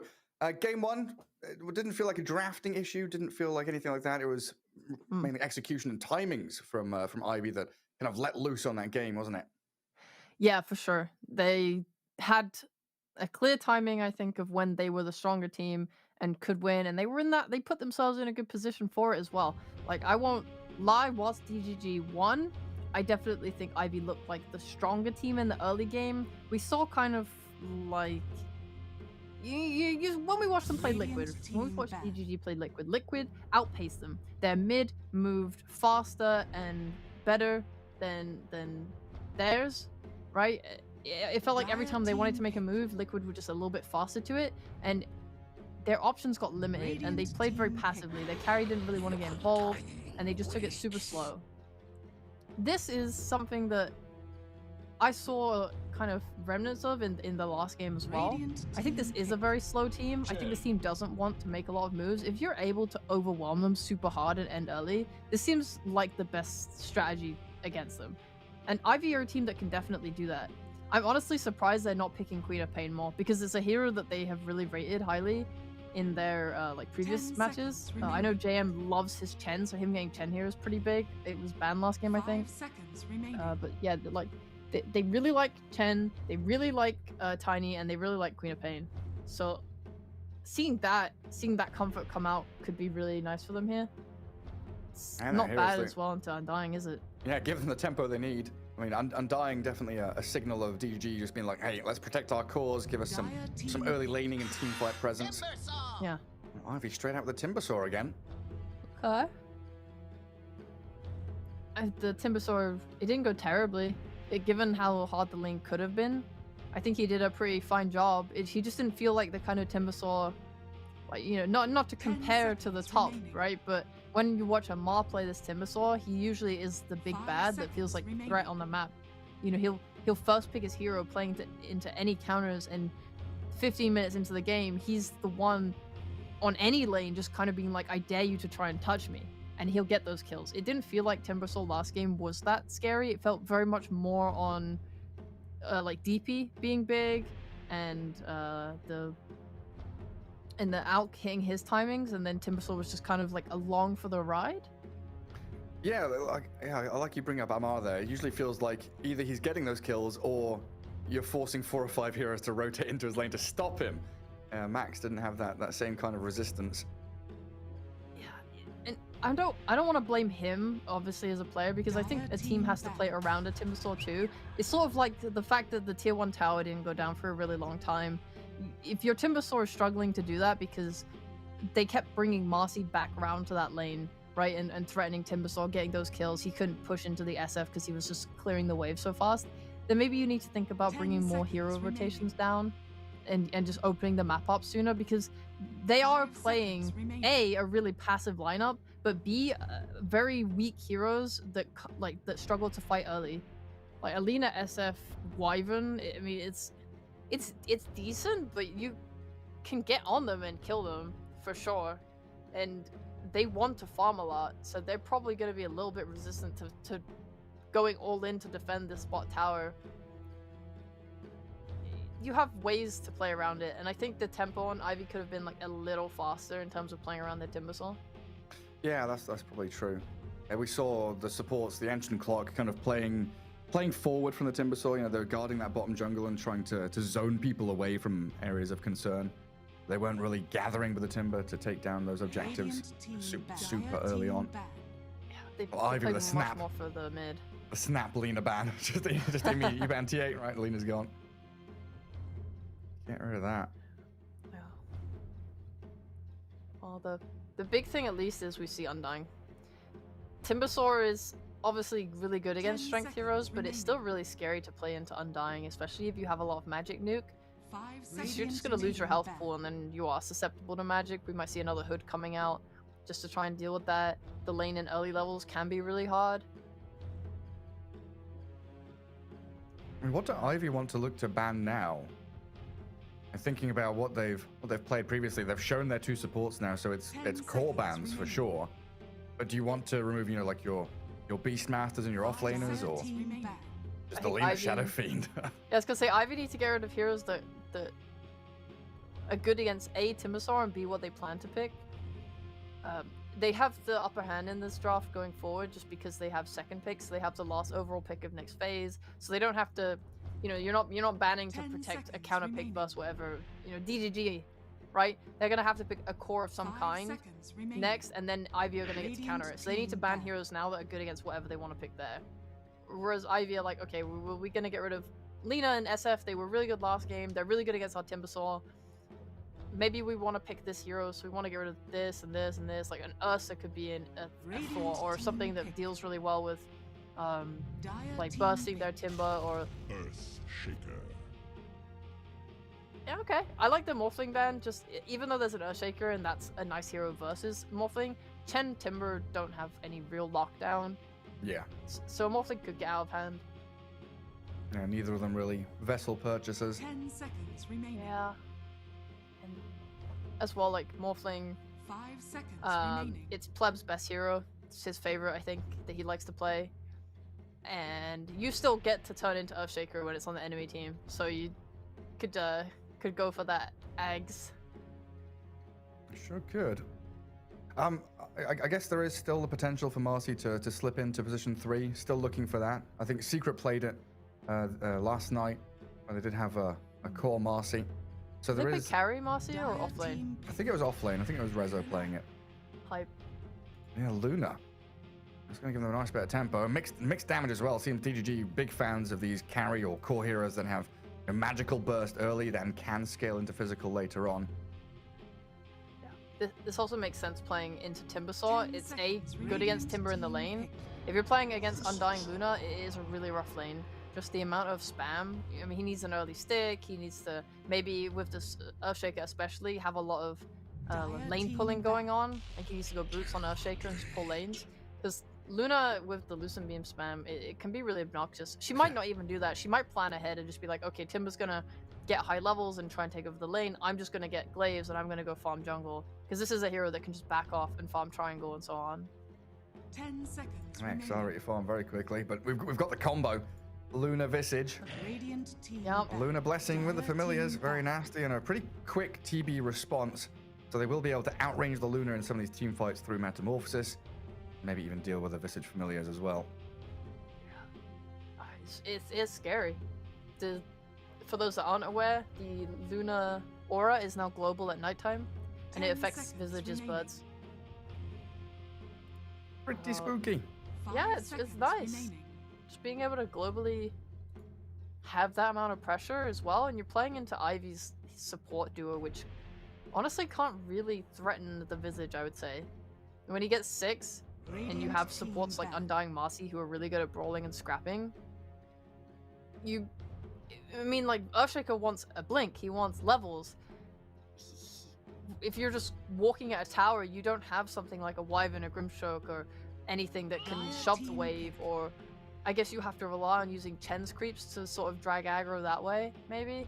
But you definitely don't have a quick and easy way to clear waves. You might even need to rotate your Timbersaw out of the off lane and move him to something like the safe lane to try and defend those towers. Like, your tower defense right now is very shaky on Ivy outside of just using Timbersaw as a body. Yeah. I think you might have enough damage to kill him. Yeah, I mean, the Soul Assumption is no joke. Yeah. Definitely a way to get around it. And a Primal Beast last pick for DGG. Is that their mid laner then? I hope so. That's so exciting. There's no Lena in the game, so you don't have that to worry about. Although we saw GPK kind of beat Alina mid in one of the Eastern European games, right? It was Primal Beast against 10 Lena and he came out on top. remaining. But that's, Skill gap, skill gap. that GPK, yeah. 5 seconds remaining. But yeah, who's the Visage player for DGG? Like, I'm assuming it's going to be off lane for them. But we have Yeah, I seen would a think it'd few, be like, on me. yeah. You may now select Venomancer. heroes. Okay, Ivy. That gives them another way to kind of guard towers through Plague Wards, set up little zones for you to control and push through. Decent way to break through Gravekeeper's Cloak as well. True. The last time, I mean, in general, whenever I see Venomancers, it's very scary because it can go either way. I mean, you look at Primal Beast alone, and with Onslaught, he doesn't care about Gale or like Plague Wards. He's not relying on a Blink necessarily as a core, at least in the early game, and you can die to that. Obviously, the slows are really nice to kind of keep him off you when he's trying to trample, but overall, I think like he can be jumped and he can die. However, that being said, after watching S4 play Venomancer yesterday, I am such a fan of this hero and the capabilities that he has. The amount of damage he does, I mean, just by ulting. I mean, everyone knows that Veno does a lot of damage by ulting, but being able to put that amount of pressure on a team, I really saw the effectiveness of it yesterday and how people were just forced to back. Like, you think, okay, they have the chance to like, re-engage, which is what a team like DGG probably want to do, but Veno really puts like, you know, a metal bar in the middle of that and says, no, you can't do that. Having the added options to chase as well. You think about Rebound from Marcy, the speed of Luna and Visage, Familiars, and even just like an Onslaught from Primal Beast. You put that ulti on people, and you're right. They kind of want to reset, rethink how they want to approach the team fight, and then they're being run at by all of these DGG heroes. It's pretty spooky. But yeah, we've definitely seen some great stuff out this Venomancer. If he's not showing on lanes, probably one of the biggest weaknesses is when Veno's out there, you know, shoving alone, getting caught out and killed. I think S4 did an exceptional job of just sticking back and hiding in trees, waiting in the fog. Yeah, he died a few times, I'll be real, but it's hard not to on Veno, especially when you want to start getting involved after laning phase, because I think Veno is really strong A in laning and then B late game. In the mid game, it gets scary, it gets spooky because you don't have the items necessary to protect yourself properly. Like you want to go maybe. I don't even know what Veno's build nowadays. Jesus Christ, I was gonna say Veil. I was like, does anyone even buy Veil anymore? Like what? But like, do you want a Vessel this game? Yeah, you can go Vessel. That's a good shout. It's like S4 was kind of in danger and dying a couple times until we finished that 4 stuff, for example. I feel like Veno's one of those heroes that doesn't have like a core item set. He can buy anything, but very often feels like he needs another item to feel good about himself in the game. Laning stage definitely important for him. We'll see how he sets it up. It's going to be in that Veno Earthshaker lane, it looks like. TB with the Chen. We've got plenty of heals and sustain to keep that TB alive in lane. But it looks like Max scouting pleb coming high ground. The jump from the rebound. Lodine's in on this Veno. And there is the trample from MTD, allowing Onmi to claim the first blood. A very early move from them. 30 seconds to battle. Yeah. We're gonna get some D wards as well. Got any sentries? Yeah, they do. Nice, So they'll nice. deny their own observer ward. Remove the opportunity. I'm more happy with that. In terms of the lane, obviously it's ideal to give your mid the first blood just because they get a faster bottle or whatever, but honestly your offlaner getting it is so great. Especially on a Visage, who sometimes can struggle in the early parts of the lane because his like attack is not that strong. Like he can get out CS'd by a lot of carries. Like Juggernaut, for example, is picked often as a response to Visage. Because like Jug's bat is just so much greater. He's able to deny everything. So getting any amount of early items and early stats that can help you lane or more like mana so that you can spam your spells, just anything that helps your lane go better is great. So getting that first blood, I think, is very, very happy. It sure is. Visage Undying, 2-man decay already started off. Chen gonna steal the range creep, but just look at how much damage JM's already taken early on. And it will be that mid lane Timbersaw up against this Primal Beast. Interesting lane matchup. It feels like Mobe's gonna get the upper hand, but we'll see how that goes. I don't think I've seen this 1v1 before. It seems incredibly, I want to say Timbersaw favored, just because not only is it a strength hero, a melee strength hero, playing into Timbersaw if he wants to max his Welling Death. I mean, he's a mid Timbersaw, so usually we see max Timbers not go Timber Chain, so you're playing into extra levels of Welling Death, which must suck. Yeah. But also, we've seen Primal Beast when played mid in the past, like by GPK, they really like to go and rotate. And if you rotate against Timbersaw, he just takes your tower. Also, Max is gonna die, I think. That's a good Fisher from Cube. Yeah. We'll actually keep him alive. Blab and Lodine not wanting to get into the trees. Trading blows with the Earthshaker instead. Max looking a little worse for wear though. Needs to get through his regen. Heal up quickly because he's being hunted. And down at the bottom, yeah, pressure is on JM. Maybe next time. Love his item decision here. 5 mangoes, spam out all these decays. A little bit of added extra regen there. 14 regen a second with the tango going. And that's the way. I mean, this is such an effective combo. Oh, Max. The amount of... This time he's dead, right? And Cube with another Fisher. Throws the Gale, but the Lucent Beam from long range will find him in the end. Good try. It's hard life to be a Venom. This hero is so good at feeding. I don't mean that as any slight to the player whatsoever. The hero is just really hard. If the enemy have the right ways to kill you, he's just so slow. Yeah. He's slow, he's squishy, he just can't really defend himself. I really love this play from DGG to just pressure him super early. Maybe a bit of an overreach from Lodine though. Went with the rebound and gets turned on. Denied by Pleb though, and then he's going to get the cross kill onto Cube's Earthshaker. Big creep wave arriving for Max, so at least something here as it will come close to his tier 1. But yeah, we talked about this the other day, where it's the V heroes, the Visage, Venno, and the Viper, all struggle if they're killed off 2 or 3 times in that early laning stage. So, you know, they don't really have a way to recover. They are meant to dominate the lane and try and get kills and pressure the enemy carry. MNT, gonna lose his Observer Ward finally. JM will take it down. He's able to actually turn around and fight with his stick. The nice thing about the Venno, at least, is just that he can change up his skill build. I think when S4 did it, he went the max Gale and Poison Sting, right? I want to say. Yeah, he was like 2-3-1 or something, like getting into level 6. He definitely didn't max out the Plague Wards. Yeah. I mean, they're just keeping them pressured away from the wave at this point, though. Lodine and Pleb. I'm taking a bit of damage on the way back, but no big deal. Yeah. Down bottom, low skill, dead to the Soul Assumption. Owned Me gets the launch of the projectile out in time. This is not a good lane for the TB. He's got 16 last hits. He's managed to scramble a few creeps away, but yeah, dying like that's got to feel pretty bad. It's hard, but at the very least, Visage is also not really lasting. He's focusing way more on just trying to kill. Is Max dying again? Oh, he's got those stick charges and the Fisher there from Cube blocking Lodine, but another deny. Well, Pleb, he's got himself a couple of kills on his own teammates. MTD trying to do a bit of damage there. Trample is magical, so not caring too much about the reactive armor, but also Mobe not caring about the Primal Beast. He's changed it. I like the change up in skill build. So while maxing Welling Death would be nice against the Primal Beast, he understands the only way this guy does damage to me and threatens my life. Max, please don't. Wait, MNT's nearly dying bottom. They got the soul rip off, but Pleb dead up top. Both side lanes having a go at each other. God, can they let me speak? I have so many thoughts. I have so many things to say. They're all just getting lost in the source of death. Well, the chaos consumes you. And another one, a double for Pleb. Gets the Earthshaker now. So top lane doing very well for DGG. Bottom lane going solid for DGG. Mid lane is the only one where it feels like Ivy really getting the upper hand.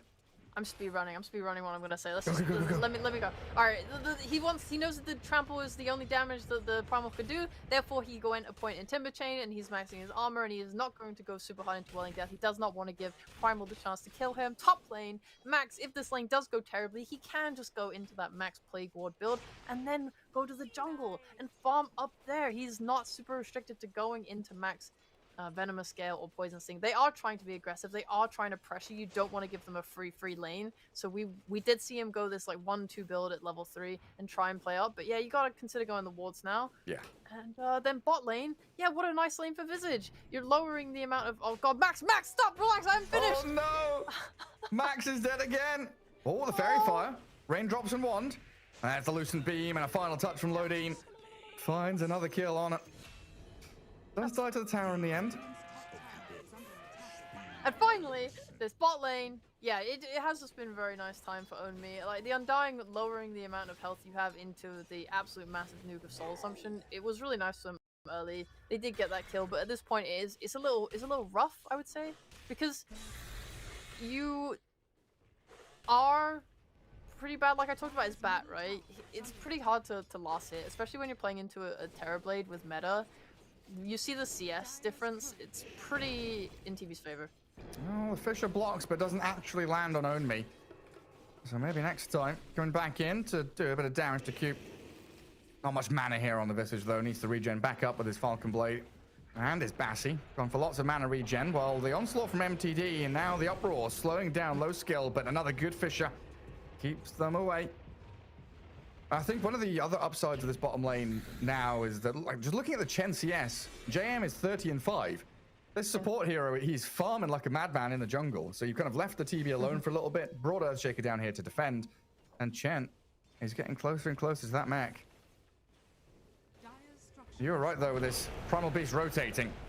Wanted to get involved down bottom, and it looks like they're gonna aim for low skills TB. They've blown up maybe next time, though, with the arrival of Mobe's Timbersaw, and now the MT Primal Beast is stuck behind tower. Chakram down. 4 heroes rotate into that lane. And DGG gets shut down. I mean, what a nice time for Timber. He doesn't feel pressured to rotate right now. I think he's just him playing like that, where he's farming and getting his items that he can mid, and then just like rotating with the TP instead. Makes the most sense. No, I don't want to acknowledge it. I don't want to acknowledge it anymore. He's got 3 denies. We're going to be breaking records at this point. We need Knoxville in here to be saying, yeah, there's maximum 4 denies per game from a single player. I feel really bad for Max. He's trying now, because he went that 1-2 build, and now he's trying to max the Plague Wards, but getting XP in this lane is so risky because of the kill threat from Marcy. Yeah, 5 deaths. I guess it's relieved mid a little bit. This Timber's never had the rotations really coming in to make his game that hard. But as a result, you are having a Veno who's struggling. God, he's struggling. I mean, at the very least, they are putting that emphasis on getting Chen farmed. Like you pointed out earlier, he is CSing quite a lot. He's farming the jungle. And it means that you're going to get that early mech. You're going to have someone doing a lot of damage of his own. He's got his 9-minute mech coming. Nice. Trying to contend with these Visage familiars. Own Me, he's going to snipe out one of his creeps, though. A bit of room here for the TB now as well. He's finished off his treads on top of that Bracer Wand, Raindrops, lots of early game laning items. Try and withstand that Visage damage. Yeah, I am always afraid going up against a Luna like this, who's had a free laning stage, 70 last hits, 5k net worth at 10 minutes. And with Mask of Mana's treads now can accelerate even further back in the jungle. So the rest of the squad can group up together, and DGG will make a play into the mid lane, but Timbersaw gets a bit of distance with his chain. Now playing aggressively back into the Primal Beast. He's invis, disposed across away from the Chakram. They're able to get in on top of him still. MTD being hounded by this Timbersaw, and the rest of them arriving. Cube, Fisher's on cooldown for 10 seconds. Doesn't seem to matter though. Just enchant totem. Can't catch the Marcy though. Rebound, such a long range to disengage. But in the end, they'll get what they came for, really, is that tier 1 tower. Yes. Despite your top lane, you still have really good heroes on the other lanes. TB able to get involved with that meta early, coming mid, really nice rotation from him. He's just going to sweep through this jungle, farm what he can, and take that space away from DGG, and then he has, you know, whatever space open to him. He can stay top and take that lane and help take this tower. He can then, you know, go back to the Ancients. They don't have any stacks for him yet, but it's fine. I think he's okay with that, considering he doesn't even have meta cooldown now. That just lets Timbersaw take this rough lane bot He's feeling confident. He's very tanky. He's got that hood. Probably shouldn't be that danger. It would be nice if they had a lane ward though to spot TP rotations to bot from DGG, because they will at some point commit heroes to try and take the spot tower. I mean, maybe they'll just do it cheekily with Visage because it's quite low. You could probably just run the birds around the side and not even care about the Timber. I mean, it just feels like DGG are following their primary game plan, which is get pleb as big as possible. Maybe you look at this Undying, he's suffering a little bit, buys the tome, and he's still level 5. And Primal Beast hasn't had the best time.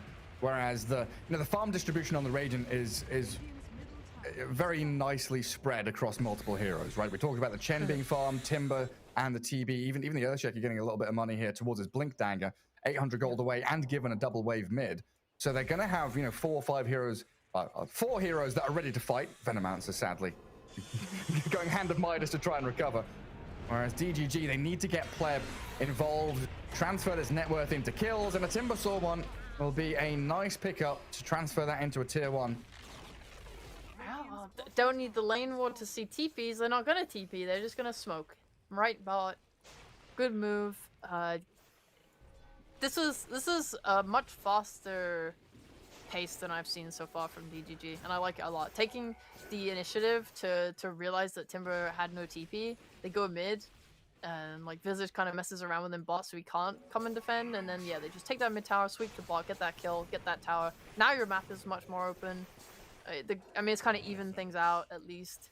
Yeah, I really like the fact that they brought pleb there, because it's so easy as a Luna just be like, I farm top jungle, I go triangle. But rather goes bottom lane, gets involved, then falls back on triangle, so you've carved a much larger area of the map for yourself, and now and triple observer wards from the Dire watching from top rune down to bottom lane.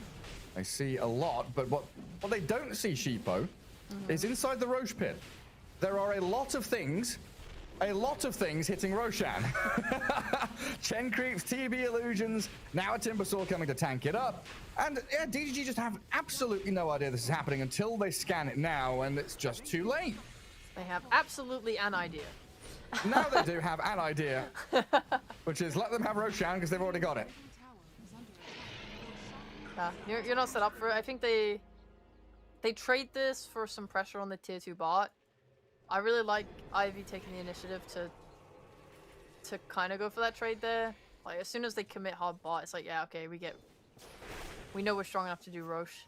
We understand our lineup. We understand our strength. Nice play. It's just what can they do with it now? Probably keep farming with TB until the next meta, and then maybe you can look at poking at that top tier 2 and take that outpost. It feels like this is where their timings converge, and why I brought up that distribution of farm earlier on, because now we've got Blink Echo, we've got Timbersaw with Hood, nearly got his Sange done. JM has the mech, of course, he's had that for a while, and they're going aggressive into the enemy triangle with a Blink Echo from Cube, sets it up on the Luna, chain stunned into Oblivion, just completely taken out of the game. And this was the hero that you were building up as DGG to be the one true carry of this game. You got a little secondary carry in the Visage. I mean, this is very much adjacent to how a team like BetBoom would play. I know it's not carry Visage, but you have a bunch of kind of strong mid-game timing carries that can still scale a bit into late game. But at the same time, yeah, it's rough. It's rough, especially if Ivy are playing well like this and getting that early blink timing by Shaker. I mean, that's amazing. Like, good on them. And then they smoke up with it instantly and make most use of it. And now they're just gonna take this jungle area as well. MTD comes in here and a good high ground tomb placement. Trying to get on this Timbersaw, but he's so tanky with Hand of God, 12 one charges still, and that Hood allowing him to withstand the onslaught. Cube's even thinking about going back in onto this Undying. Yeah, they don't have to retreat. They're still here pressuring tier 2, and meta is back up. So you were talking about this group up around the TB, play with his next meta. That's exactly what they're doing. He functions the same way as the DP. If you ever think, what would TB do? Just think, what would DP do? She has EXO, she's gonna go take the tower. We have meta, we're gonna go take the tower. Use ulti, take tower. Use ulti, take objective. And this is so much space for the Venomancer. He's recovered. He's got a Midas. What, he had 5 deaths in the first 7 minutes, I want to say. Now he's not died in a long while. Has Midas, has drums. Scaling up into BKB next. Yeah, I did also see Lodine buying a BKB pretty quickly. Oh god, Max is just being dived under tower. We spoke too soon. The heal from Chen won't keep him alive. Primal Beast dive and the Wraith Pact there. As Ivy trying to return the favor onto MTD. Looking at the familiars, looking at the Primal Beast. Cube has blinked in. The onslaught gets him a bit of distance until Mobe comes in with that nuke damage. Just raw power from the Timbersaw and getting on top of the Visage now. Have they got another stun? Where's the Earthshaker? He's there, ready with the Fisher. Blink back in, find 2 core kills. That's your position 2 and 3, who are way too far out in front, pressuring tier 2 tower. That's not ideal for sure. The space that you're giving Luna is not really worth that. I mean, Ivy are just committing a lot of heroes. Oh, They've been spotted by Scan. They get the read. They know they're up here. In comes Cube, the Echo on the 2. Max, he's got the damage with the help of low skill to bring down Lodine and Pleb. So 4 kills in quick succession there. 3 core heroes dying on the side of DGG. Ivy really hitting that momentum hard. They're speeding up. They're kind of hitting that stride that they had in game 1, except game 1 they weren't able to close it out. With this lineup though, I want to say it's much easier for them to push the high ground. The tower defense on DGG is way worse. They don't have that range. They don't have that spell spam, really. The best they can probably do is throw down a tombstone and try to kind of fend Ivy off, but this game, if they play it slow and they just increase this net worth, it definitely becomes way easier for them, especially with this push from the Plague Wards, with the Chen creeps. You have the meta. It's definitely their win condition becomes much easier. I like the draft way more from them. That being said, I don't think DGG is completely helpless here. You are still farming up on that Luna. She's top of the net worth charts. If she can manage to get a BKB, I think they could take a really strong fight. Yeah, and if it coincides with the Primal Beast BKB as well, they've got a really strong timing. Yeah, it definitely won't coincide with that. I mean, she's going for a Manta first. That's true. I was looking at it thinking, yeah, just disassemble Dragonlance. Nah, you can't do that anymore. You're right, going Manta first. I've seen some carries go kind of desperation mode, where they're like, I can't buy BKB. It's too, like, we're too far behind. I have to go damage or whatever. Like, you could maybe see her go for a Satanic or something else after the Manta, where she feels like she just has to be that carry and hopes that the team can lock people down instead. I don't personally like that. I do want to see him go BKB, and I hope he buys one. Because as a unit, they're not that weak. Like, yeah, there's the Echo Slam and all this stuff, but you have a Wraith Pact on your Visage. You're doing damage reduction. You just need your Primal Beast who has his BKB now to really be able to get in there and split up Ivy and make them uncomfortable in these fights, and not just be able to stand there and use their spells.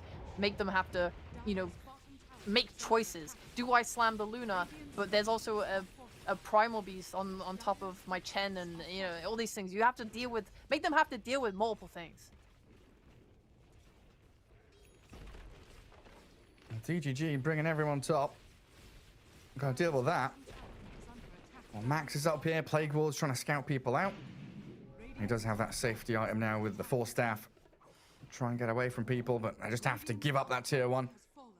TB does get up to high ground down bottom, so forcing reactions there from DGG. At least the Undying comes down to contend with them. These birds are so strong with Sidekick. Just the amount of damage they were doing to the tower was insane. I mean, they get, like, how much extra damage from it? You weren't kidding about this semi-carry Visage, right? With Luna Blessing plus the Sidekick. Hey, look at 50 plus 101. And we'll catch out the Marcy, though, with a Fisher from Cube. Metamorphosis getting used by low skill. Another minute at the very least for Roshan to respawn, so they need to get something off the back of this meta usage. It should be the tier 2 mid. Let's see what DGG can do to try and mount a defense here. They're holding high ground in their triangle. Timbersaw scouting with his body. Facing off against them. MTD waiting in the trees here. Looking for a chance to go in, but it's just to clear the illusions.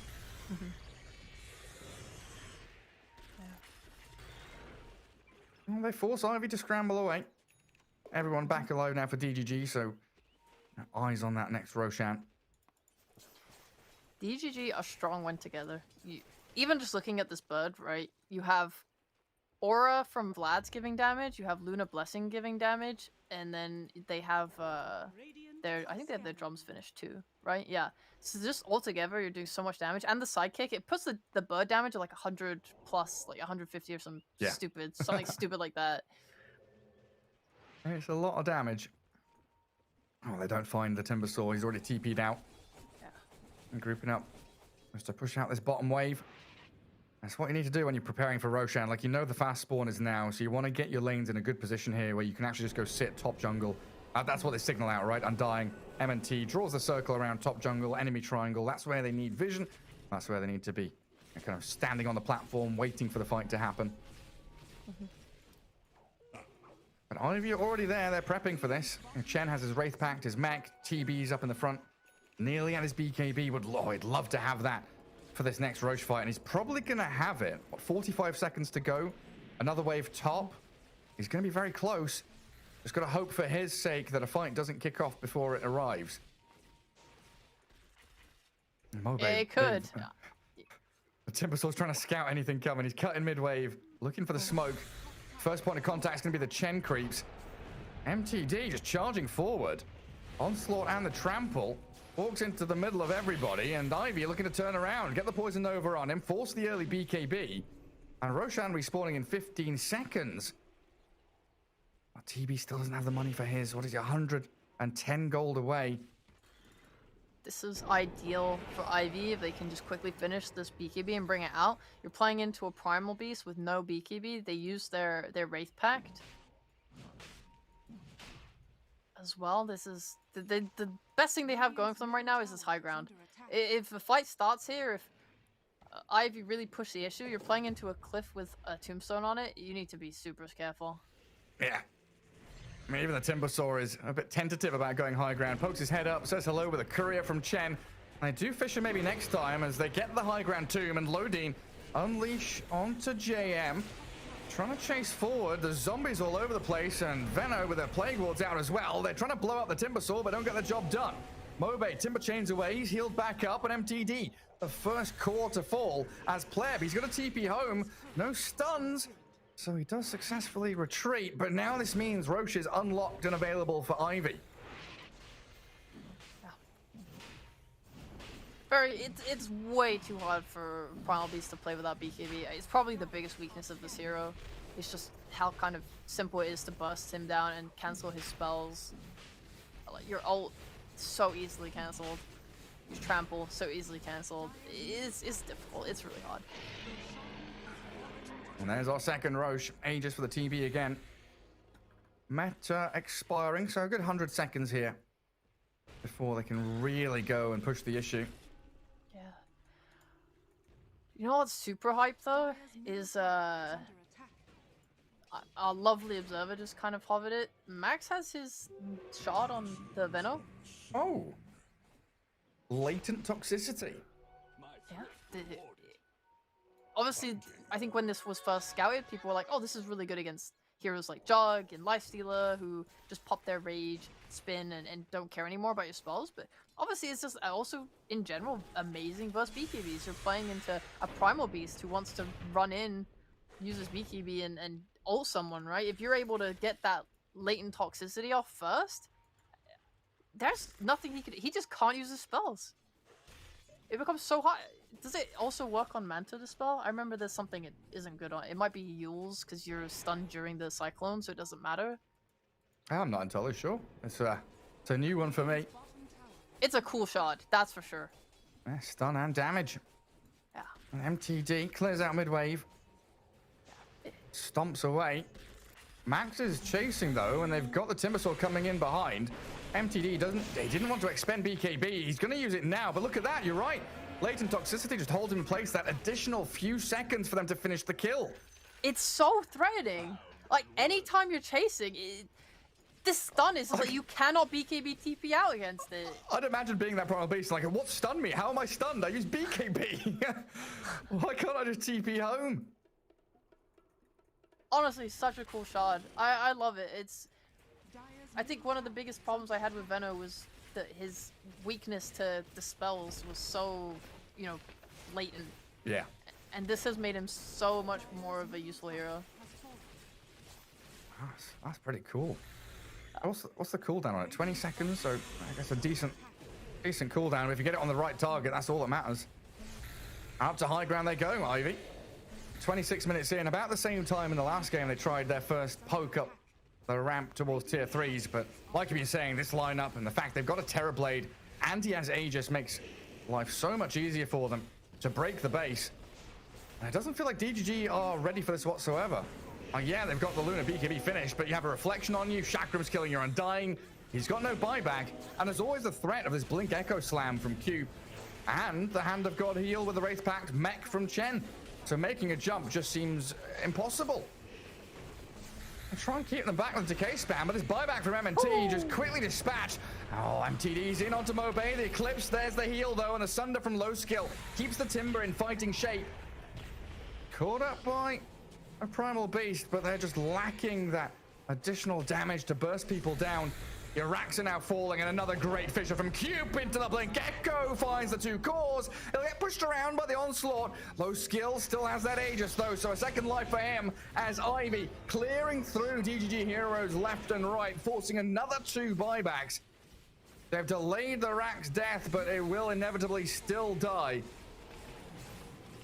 Nice use of the glyph there to get the multi-shot and just destroy the Aegis plus Earthshaker in that dive.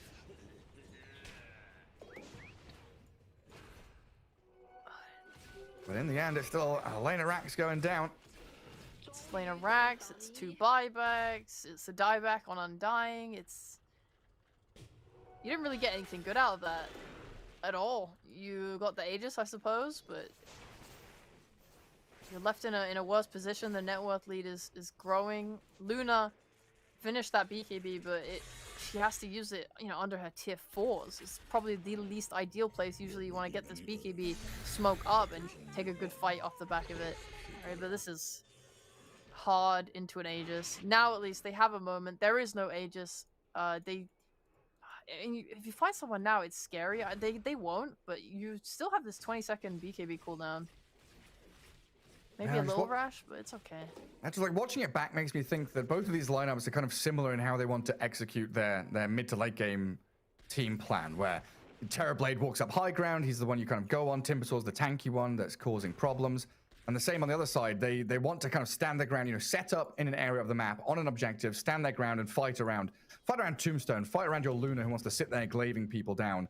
But the fact that the Radiant are ahead and had Aegis, they're what, 18k to the good, means that these clash of styles, if you're behind, you're behind. You're not able to match the same kind of play style, and now Undying dead for another 40 seconds means low skill can just come and plonk himself in front of a tier 3, whack away at the towers, and again, DGG, they have to make some kind of miracle happen. I don't know, manifest a magical moment here to get in behind, but Mobay's already blown up your MTD Primal Beast. Luna's hunting for the Chen and did wrap around, but the Blink Echo from Cube locks her down. That's Pleb destroyed even through the BKB, and that's gotta be game now. 3 heroes dead, no buybacks. TB still has this metamorphosis going, and Timbersaur just walks up to high ground and starts whacking your racks again. I think you're right, Gary. It's not looking good anymore. This push is so powerful. Oh, this Grove Bow Terrorblade. Super long range hits into the tier 4s. Don't even bother with the bottom lane of barracks. 26 seconds for Luna, 40 for the Marcy. Plenty of time here for Ivy to start breaking these tier 4s. Looks like they're a little afraid of the Tombstone. They come into the back looking for Own Me. Did get off his little stone form there as MTD slapping max, but they lack the damage they need. No amount of soul assumptions are breaking your way through this line of Ivy as they charge towards your tomb, towards your tier 4s, and MTD's Primal Beast will onslaught back towards Fountain, but they're going to get slowed down here and caught. Wraith Pact is out. The TB with the Skadi will make sure there's no retreat for any of DGG, and there it is. The GG is called. Luna with a commiseration ulti. Dies in the end. Tying things up, going to game 3. Ivy looks so much stronger, like similar to game 1 in terms of their timings, but they with this draft they're able to hit it much harder. I liked Ivy much more this game. I liked them last game in the early game. I think they just kind of took that and rolled with it much better in the mid game this time. getting the TB so involved in everything. Every time meta came up, they used it for something very purposeful. Taking mid tower, taking Roshan, taking top tower, like everything had a a reason behind it, and super efficient with that. I think Mobe was absolutely insanely good on his Timbersaw. I liked his use of TPs in the early game to react to DGG diving and punish them. I liked the itemization and how much damage he was able to do, going for these assassinations over and over again. I definitely think the biggest struggle it felt like DGG had, whilst they upped the tempo and played definitely a different style of duo than we've seen from them before, it felt like this Primal Beast did not work out for them all. No. He didn't own his mid lane into Timber. His TP bot, that gank failed. The next gank was countered by Timbersaw. It felt like he wasn't able to get his footing and then wasn't able to farm like a quick BKB. Yeah, 0, 5, and 4 for him. And Max, with his early game going, 1 and 5, recovered very nicely with his Midas, the Philosopher's Stone, got into his utility items. But I really like the aesthetics of JMN's scoreline in the end. 0-0-17 on Chen, 11,000 flat net worth. Beautiful numbers.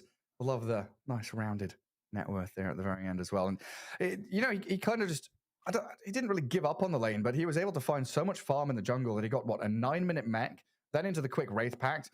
He was basically as farmed as the Visage was. He was over the Visage at the very end, in fact. But there we go, tying things up 1-1. We'll have a game 3 shortly, so we'll see you after this break.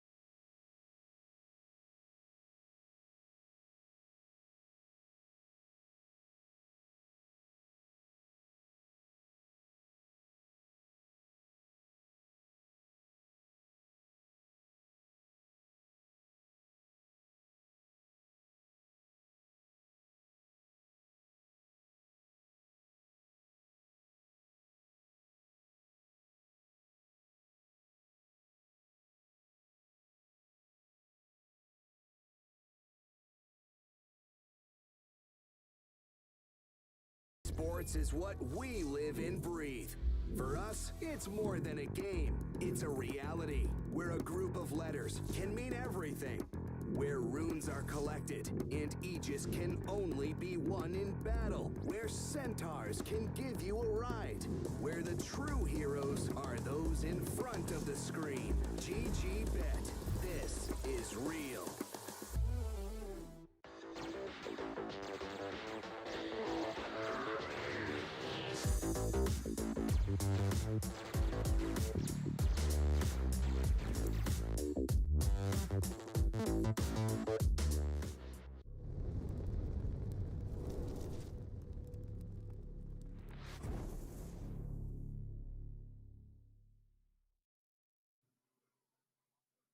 Welcome back, welcome back. Here we are, game 3 nearly underway as Ivy take on DGG. And it's, 1-1 in this series, of course, as we're heading to game 3. But Sheepo, it's kind of felt like Ivy have been the better team, even through losses in this series, hasn't it?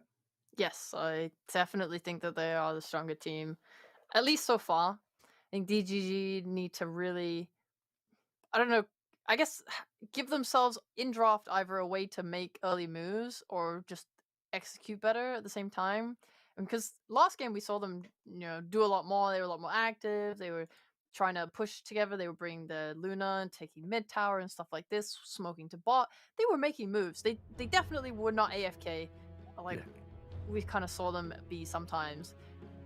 But at the same time, they clearly seemed to struggle to keep that momentum up. It felt like after they took those 2 towers, they were kind of like, well, 10 seconds remaining. what do we do now, guys? Yeah, there's Yeah. There's definitely like a vast gap between, thinking about how they're playing and let's say how LGD plays. It feels like DGG are completely reliant on item timings, where they're like, we're not strong, we can't do anything until we have, Manta or BKB, whatever it might be. Whereas a team like LGD will be like, right, this is our time to strike, we have ulti ready, we can just go, we don't necessarily need this item, we can find a smoke gank and make that move. Maybe a lack of confidence, maybe relying too much on pleb to be that hard carry in these games. And like, I see what you're saying, but at the same time, I find it's difficult and a struggle for teams to deviate away from the game plan, right?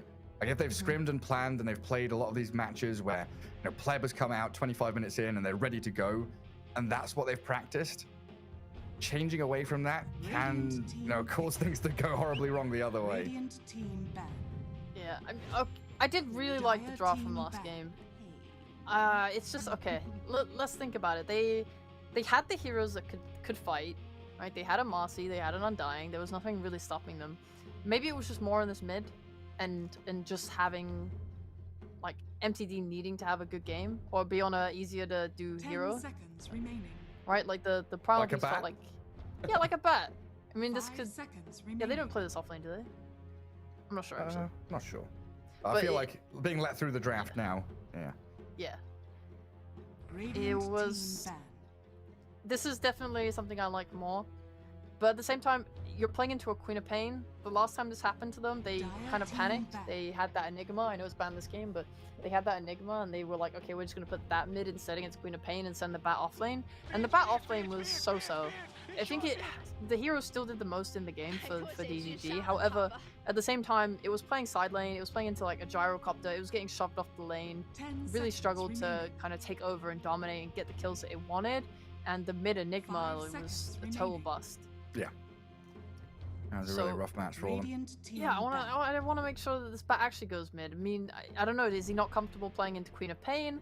I don't want them to panic. I want them to definitely just pick decent lanes and have a solid plan of what they want to do and how they can make moves. Because right now, Ivy is setting themselves up for pretty much the exact same thing as last game. Yes. Hey, Dire we team don't have a TV, but we have a DP. We're gonna hit Exorcism. We're gonna click towers. We're gonna click Roche.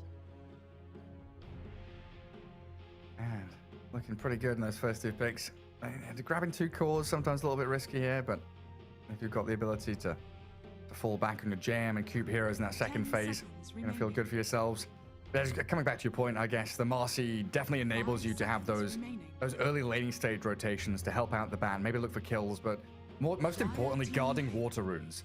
And it feels like when Bat is shut away from runes, he just completely falters, doesn't really get the momentum he needs out of lane stage. But If he's able to get runes, refill bottle, and maybe even deny rune from his opponents, that's where you can start diving towers, finding kills, and really getting his name out there. 10 seconds I remaining. would love to Radiant see another team aggressive picked. support here. That's not an aggressive support. Well, never mind. I would love to have seen another aggressive support just so that they can keep up fighting. Like, for me, I've really enjoyed seeing this clockwork come out a lot, and the ability to do like a hook shot into a cog pushback, into a lasso, 10 into a seconds Marcy remaining. rebound, whatever have you. Just ways to chain stun and keep fighting. 5 Something like an seconds Omni remaining. Knight is much more, I don't know, it's passive, it's relaxed. It means yes, Batrider and Marcy can still make moves, but your Omni is going to be much more focused on smoke breaking and keeping the carry safe and enabling him to have a good time, which I guess it's very synergetic to the usual game plan of DGG and letting Pleb be that carry. Yeah, that's a good point. My main focus there was, I don't know, I guess just ask your opinion on this. How much of that is a block pick? How much of that Omni Knight pick is we've banned Abaddon, we'll pick Omni so they can't have it against the Batrider? Maybe it is one. It's scary though because there's so many saves. They could pick Avenge. We've seen Venge being picked loads as an answer to Batrider, as an answer to Faceless Void who's banned. We've seen Shadow Demons be quite effective because you get the shard and you're able to just constantly dispel and purge the damage from the Batrider. So his Witchblade and Sticky and whatever don't really do as much. There's also obviously an Oracle, not so much of a picked hero, but definitely something that could be considered just because of how good his ult is with Death Prophet. Like her getting the Siphon with the ult on her, it basically just means she always comes out at full health. This has been a long-standing combo. Yeah, it's a pretty nasty one. Like they're digging deep here, taking their time for this third pick. I mean, I wouldn't mind Oracle. It's kind of rough because he's a little weak in lane, and someone like Marcy could abuse him really hard. But the Q on Oracle also dispels the Omni Knight ult. It would give you kind of a, him and Shadow Demon are both pretty great. This time they'll be the ones that take the Primal Beast. But it's not going to go mid and it's not going to go off lane, so it looks like it's probably a support. 10 We saw someone like seconds Sweden remaining. Strong playing it as a support, and it didn't look too bad, honestly. It's just a little sad because you 5 don't get that early seconds BKB. remaining. Yeah, that was the thing, right? Because we also saw Roger playing it where he did that blink rush, and it looked good the first like 3 minutes after the blink where he's jumping people, and then quickly you realize without a BKB, you're really in struggle city. What's the chance though that they put DP on support? Because that is something that a few teams have been toying with again. Dire team picked. Oh, I can see that. Ranger at your What What is is that? happening? I'm scared. Slacks! Help! Someone come and deal with the Wind Ranger, please. Oh, is this a mid? No, it's not. It's a support Wind Ranger. What? It's probably a support Wind Ranger. 10 seconds remaining. So that's your 4 and 5. You've got 3 DP, 2 Quap, 4 Beast, 5 5 Wind seconds Ranger, and you're remaining. leaving your low skill hero till the very end. Who let Seb in here? Yeah. I I guess it's a hero that can like disengage from Marcy and Bat decently. Yeah, I struggle that's to not really see. the job of your support, is it? That's what I mean. I struggle to see a world in which any other support with a stun would be worse than a Wind Ranger. There's so many options out there. It is a cube hero.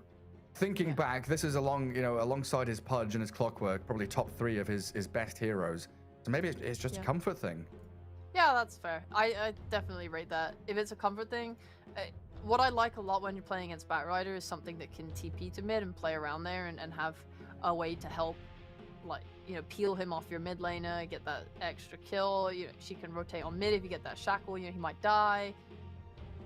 It's fine.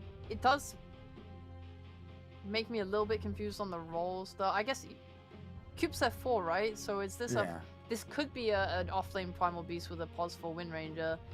The DP Wind Ranger lane, I guess it could work.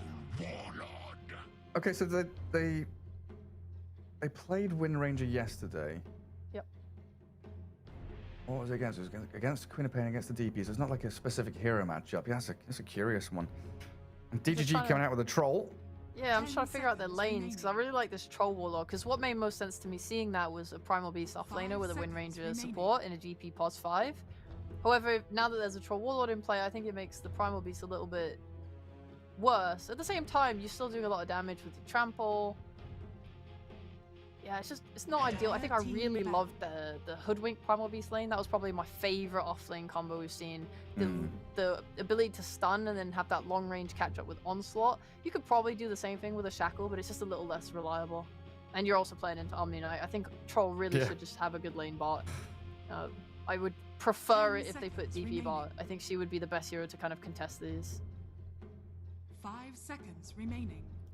Now we're just gonna have to wait and see to who picks up these heroes. I mean, if it's confusing for us and we're trying to figure it out, DGG definitely going to be scratching their heads, wondering what they're going to be up against.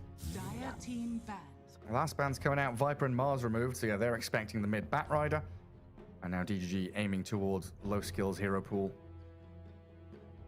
Medusa gone. What kind of carry matchup do you want against a Troll? Because this is something I've struggled with recently.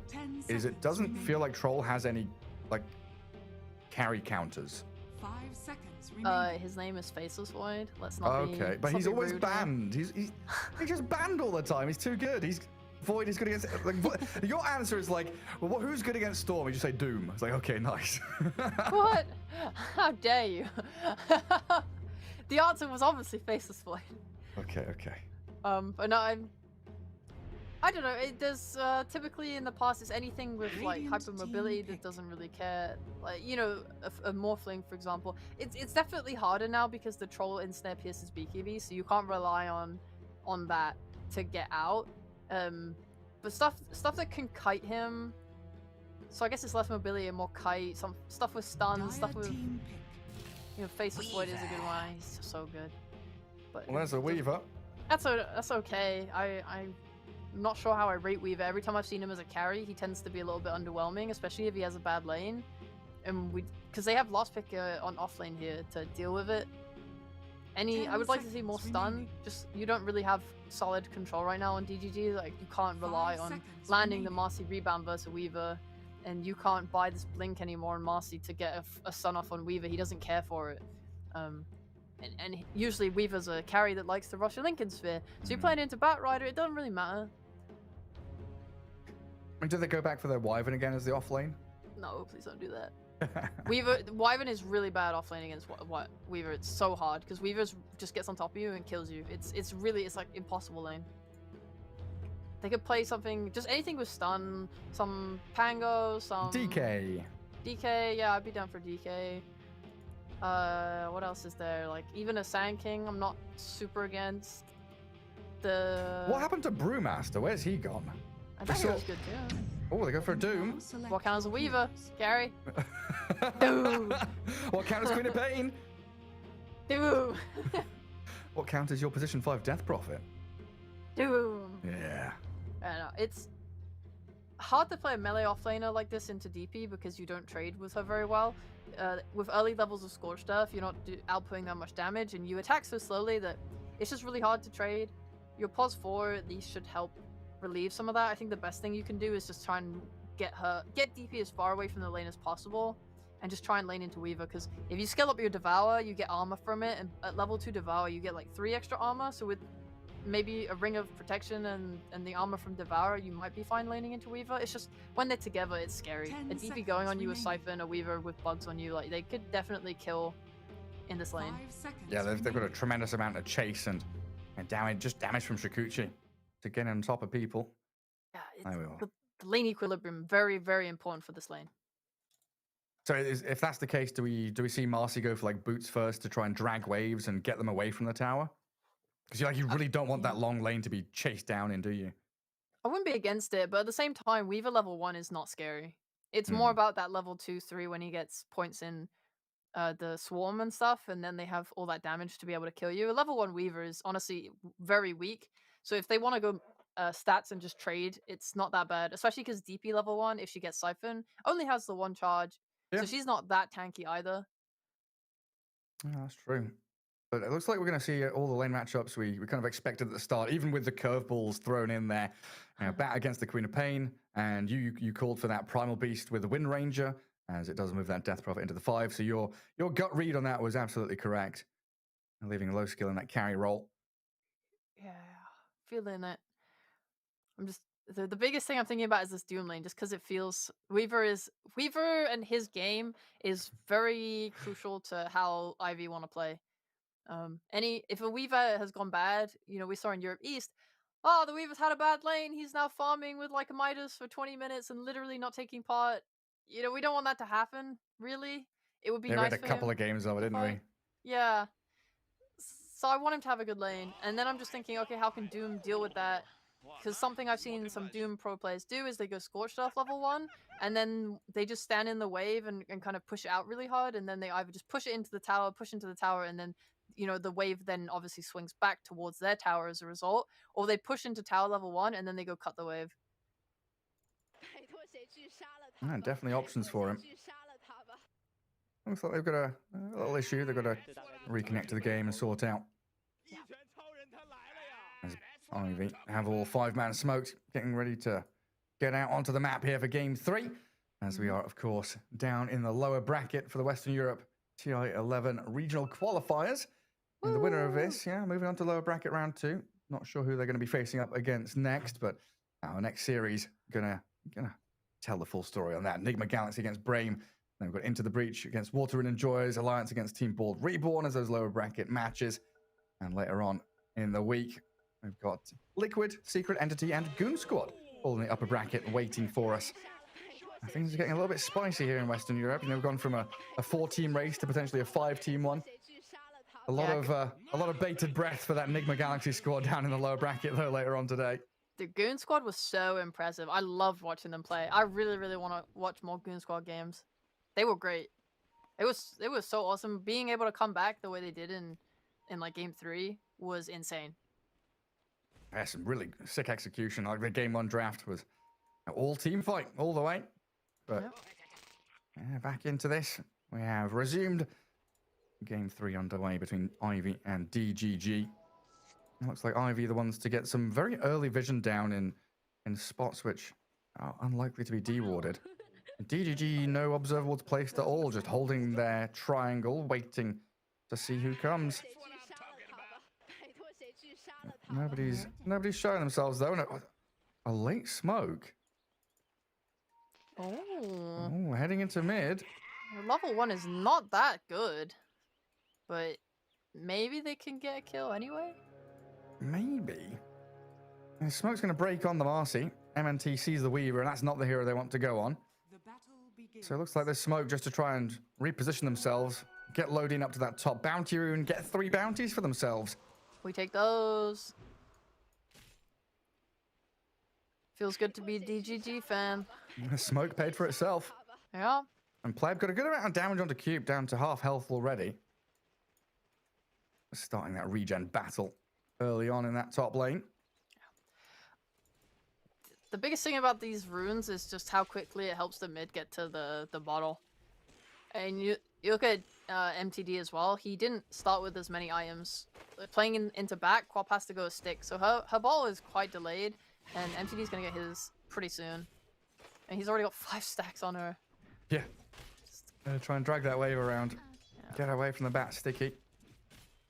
I mean, that top lane is going to be pretty spooky for Ivy early days here. Omni with the hammer, Pleb with the ranged axes, and Troll just being that ranged hero. This allows him to secure last hits and get a lot of chip damage in onto people. Well, down at bottom, MNT dragging the wave. But it gets contested by the Weaver and the DP, as it looks like both Doom and the Marcy very scared of facing up against them.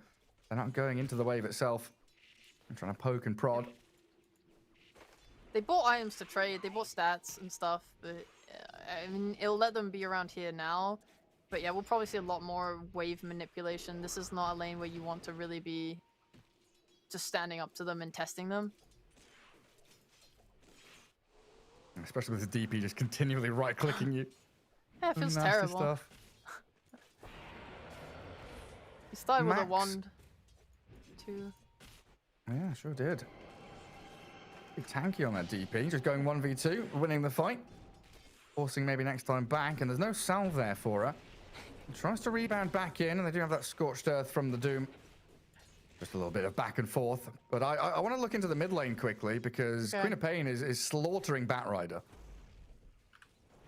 Yes, that is so many CS. Oh my god. Yeah, he was just like 14. focusing on getting loads of sticky. I mean, the stickies are still going to be threatening with getting the levels. Like right now it's level 2, which is going to kind of push the Queen of Pain a little bit off the wave. But yeah, god, the CSing is much easier for Queen of Pain. There's a reason that people really value this matchup. Max gets his stick off. It looked like Troll was going to be able to finish him, but now Pleb, the one with no regen and relying on that Omni Knight to heal. Yeah. But yeah, I feel like against Queen of Pain, we've seen Bat Riders go for Flame Break level 3. You know, like a 2-1-0 build. Yeah. Because you very rarely get Firefly on the Queen of Pain, whereas Flame Break gives you that bit of chip damage with a, you know, he's had 5 sticky napalm stacks on him. So what's the reason here? Do you think MTD's gone for Firefly instead? Maybe he was hoping that Queen wouldn't have skilled Blink. Blink. I don't know. I mean, because you can, because at level 4 this skill build makes sense because the idea is you napalm, then you flame break them back, or you start to go on them with the firefly, then they blink away, then you napalm them back.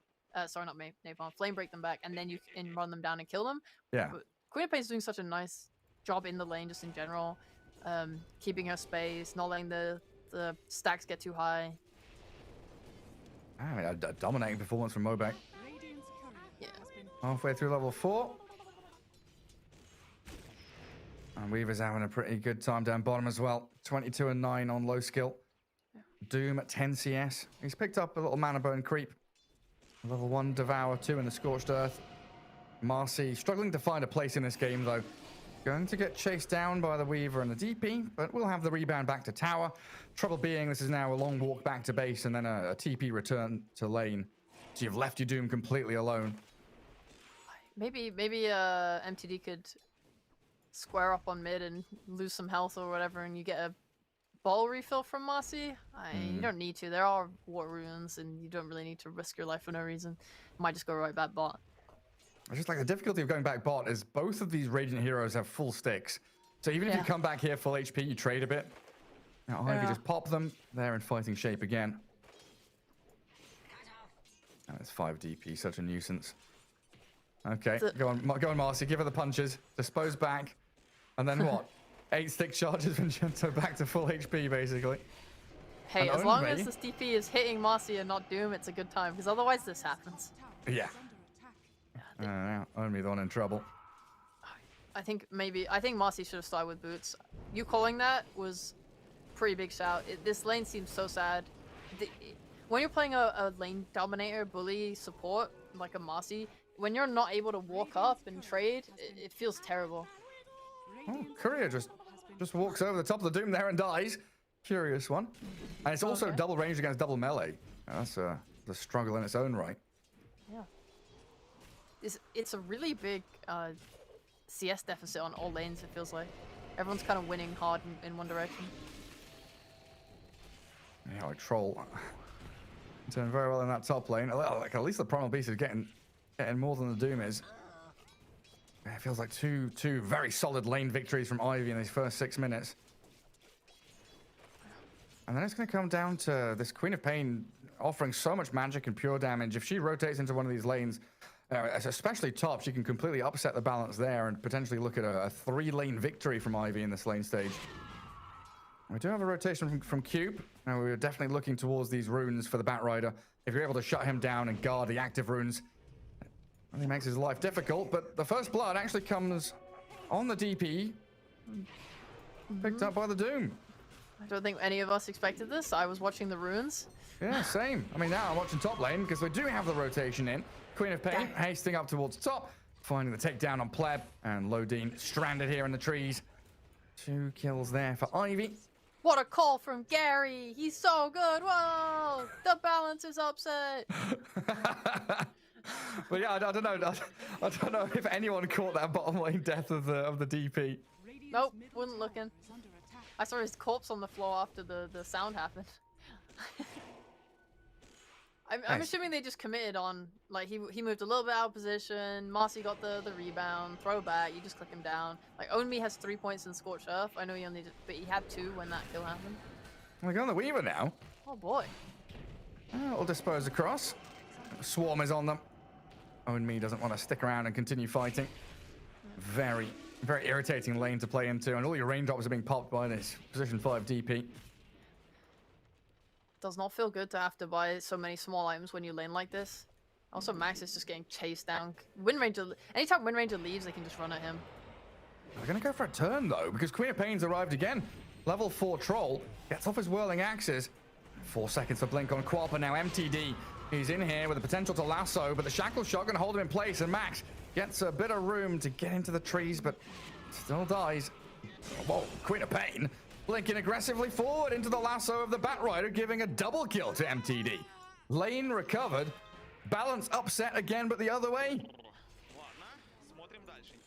I'm sorry, I should have predicted that. I didn't live up to your glory. But yeah, that predict the Queen of Pain blinking into the middle of 3 heroes. That's Yes, very, I should have known. ballsy. It's my job as an analyst to know that that would happen. That is not good. I think maybe he overestimated how much mana MTD had, because he had kind of all of the chance after TPing in to use a Flame Break into a lasso, and maybe he thought, okay, he's not doing that, he must be out of mana, I'm just gonna go for it. You know, this troll kill's more important maybe than my life. But unfortunately does not get it, doesn't have the damage for it. Overestimates himself. What can you do? And he'll just go right back to the mid farm. Good for MTD's game though. Since he did have such a rough start to his lane, him getting these boosts of travel now is also going to make him more of a threat on all the side lanes. I don't think he'll be able to kill the Weaver at least, but definitely top becomes harder. And Ivy are going to need to bring a lot of heroes to take this tower if they want to. And it slows the game down as well. You know, looking at this DP, Primal Beast, Queen of Pain, they've been the ones moving out on the map and trying to stamp their place in these lanes. If we're able to combat that and break the rhythm a little bit and give space for Onmi here to get into his Hand of Midas, because a bit of room for the Doom as he does chuck the ulti onto the Weaver, but he preemptively got the Shikuchi off. You thought you had me, didn't you? Good voice line. I think they're going to go back in onto Onmi, it looks like. Queen of Pain wants to blink forward, keep that aggression going. Sonic Wave to make damn sure he's dead. Now, this is the signal now for top lane for a play to be made by MTD. Trying to get in on top of Max. Doesn't have the onslaught here on the Primal Beast, so no real disengage available. Lasso ready in a second, and that's what that Flame Break opens up for MTD, just to grab and drag the Primal Beast back. Nice, trade offlaner for offlaner. And I think you're pretty happy. You're getting kill farm on your bat, your troll is in the jungle hitting creeps, everyone seems to be getting a bit of XP. Yeah, we've had a fair number of troll games where he's given us a bit of room. 15, 20 minutes in, comes out with Battle Fury BKB and says, right, I'm ready to go. What have you got to stop me? And with an Omni Knight behind him, it feels like Troll's going to be I like the phrase you'd like to use, the big bad. He is the big bad evil guy in this game. Yeah. It's also just so nice when your offlaner is like a Doom and he's had a rough lane. Like this recovery comes quite easily with the Devour. They are looking for a fight top though. Yeah, Pleb, smoke breaks. Do we have onslaught yet? We don't. So no disengage for Max. Gets tossed back. Flame Break is there as well. And very quickly get rid of the Primal Beast out of this top lane. Fly over the top and burn him down. And this is what we've been looking for from DGG. Action, getting involved. Really getting stuck into these rotations. Bat Rider, of course, enabling all of that. He's been really active. His game was completely recovered. That one slip up by Mobe top pretty much just gave him back his game, and he's stayed at the top of the net worth since. Right now, he's just going to keep playing like this, keep kind of going between lanes. They're going to have to defend this mid tower where they can. I think Onmi is maybe feeling a little bit sad with... I mean, he maxed the Scorch Earth to try and pressure the lane. Like, he really wanted to have lane presence, and that's why he did that. But it limits your catch-up potential just because the Devour is like lower cooldown. Sorry, not lower cooldown. Lower level. You're not getting as much bonus gold. Now he has his Midas. Now he's going to start to level up the Devour and go for that max and start his comeback proper. But the rest of his team are doing a good job of like holding the map in the game. Yeah, they're just lassoing this DP top. Position 5 gets the XO out. Bit of heal there coming in from the wand, and the raindrops saving her for a little while. But Queen of Pain has to blink away. Now Max is stuck in the middle of 4 DGG heroes. And Ivy, it starts to feel like they're desperate. Are they on a timer here against this troll and the Doom? You're talking about the scaling and the catch-up. Do Ivy desperately need these tier 1s to fall?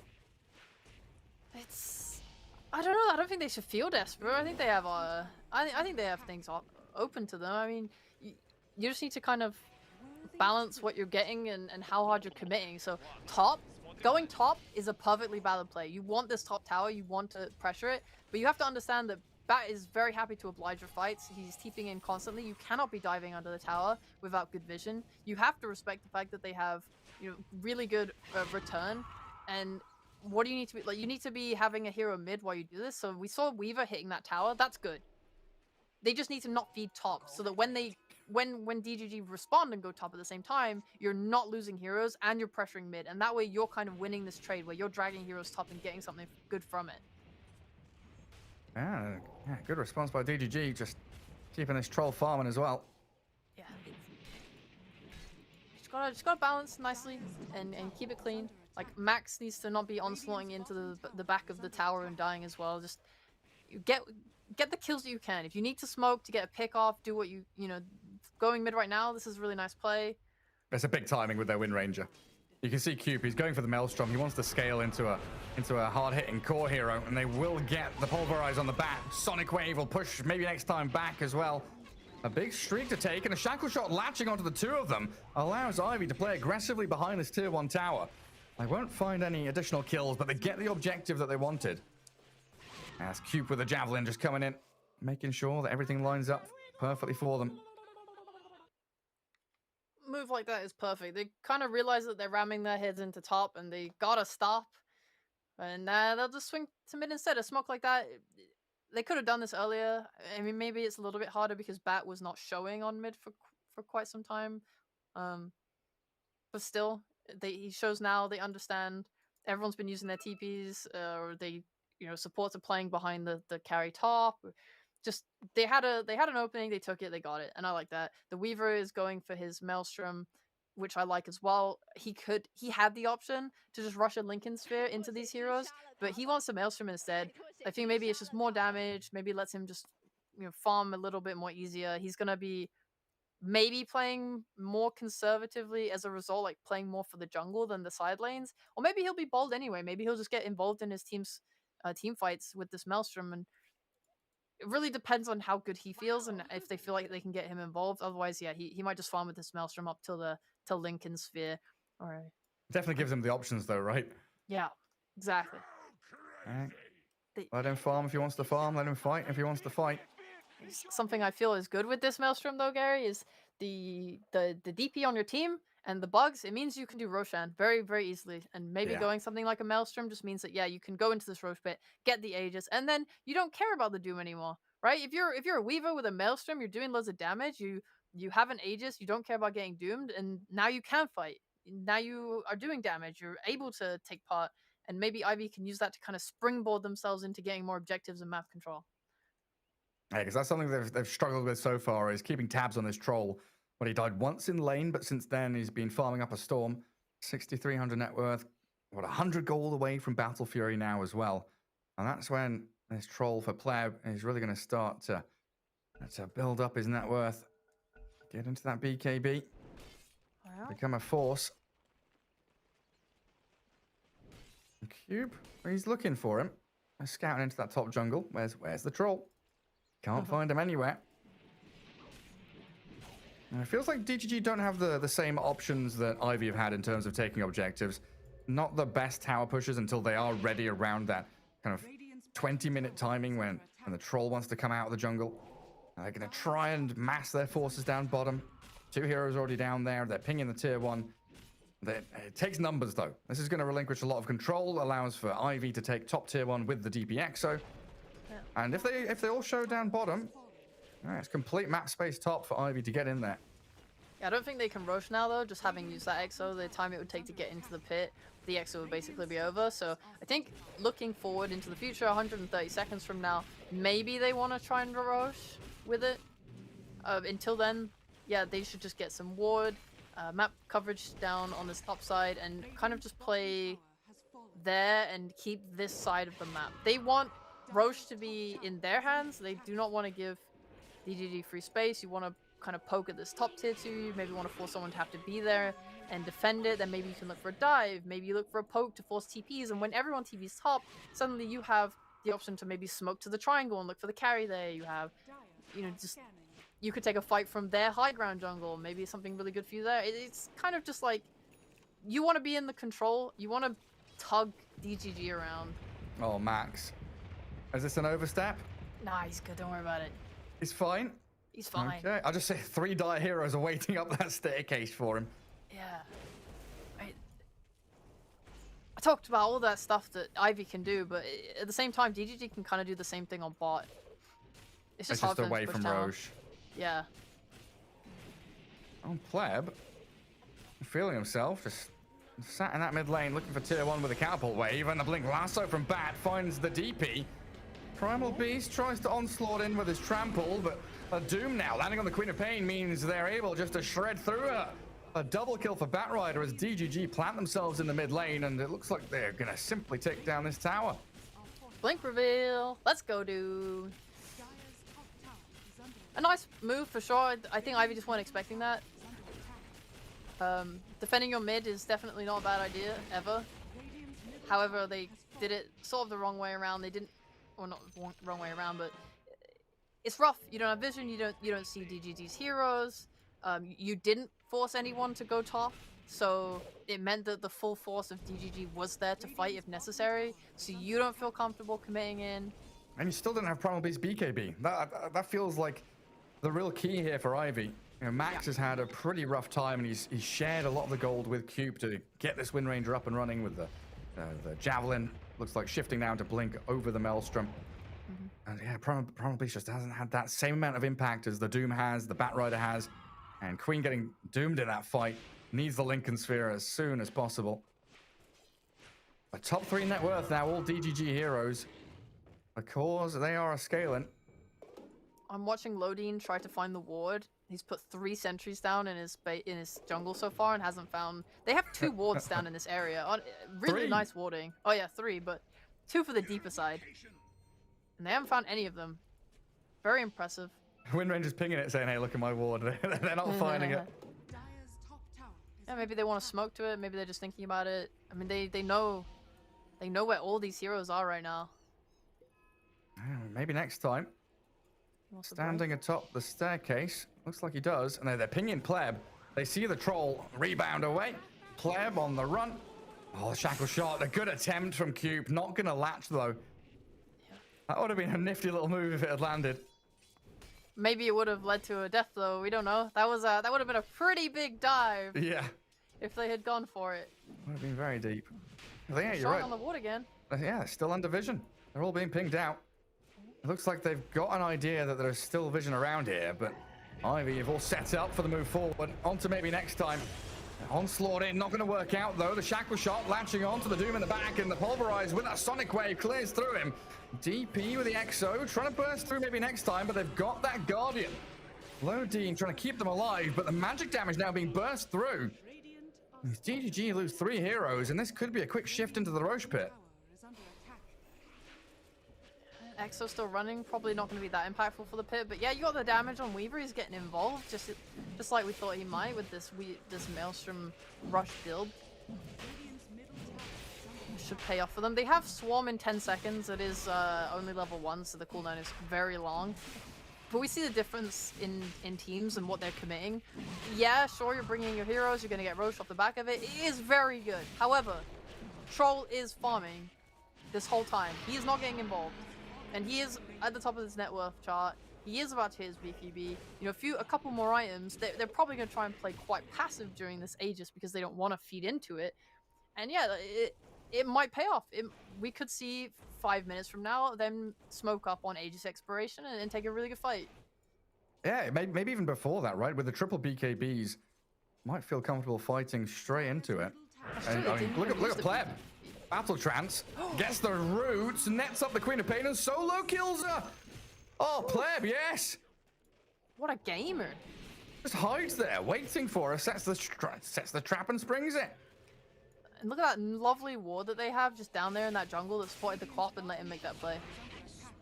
maybe next time does die solo to the Weaver top, but I don't think they care too much about that. It's like DGG don't care about them having Aegis, don't care about the Marcy dying, because they're going to have triple BKB very, very shortly. A fresh one on the Troll, fresh one on the Bat, and Doom is but 100 gold short. We've seen if they can get the jump, their team fight is overwhelming.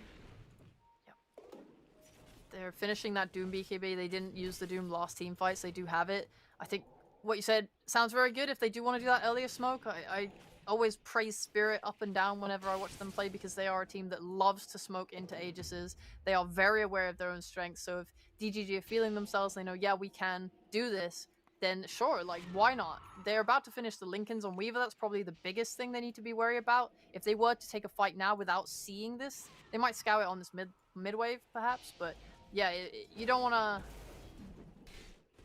to start a fight by dooming a Lincoln. So that's like worst case scenario, especially into an Aegis.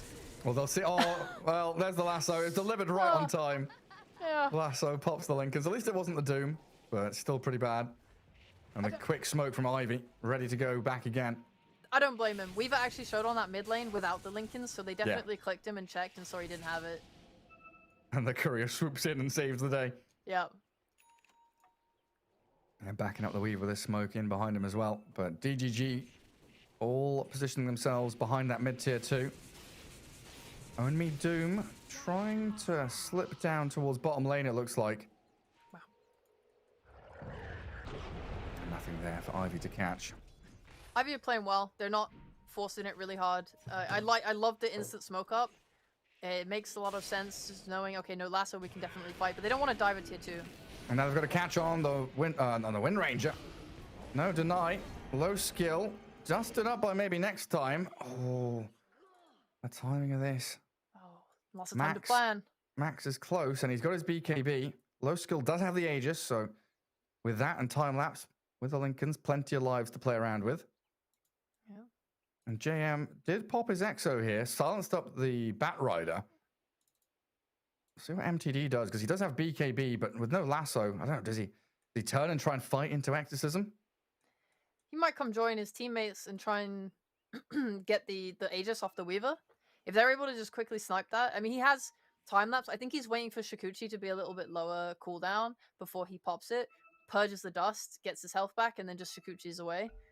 Yeah, because you don't want to do it when it's like 4 seconds left, because then you just die. Clicking everyone. Any sentries, any dust, anything? No. MTD Bat Rider's going to firefly up to the high ground. Weaver still alive. Low skill, rebounded upon, but there's the time lapse back. Only has another dust, and the Blink Wall Stomp will catch him, but a great onslaught and the trample. They need this Guardian Angel to allow Pleb to turn and fight. Takes down the Primal Beast, claims the Aegis life, and turns quickly on to JM Vicento. But they want the Weaver, that's the target they'll get. Wall Stomp stun, Lincoln's popped, low skill, about to die, and MTD takes him down. Fighting into Aegis with their BKBs, working out wonderfully.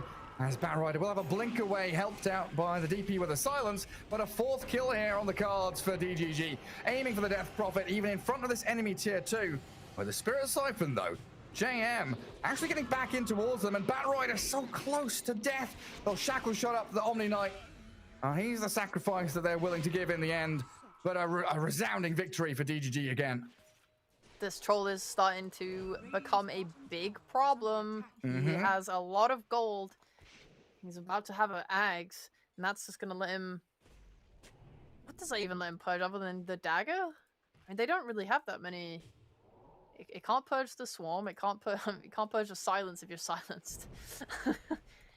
Can you dispel like uproar or something from enemies? Oh, yeah, is there anything he wants to dispel the Wind from his Ranger. opponents? Windrun, yeah. Yeah, makes sense. There we go. We found it.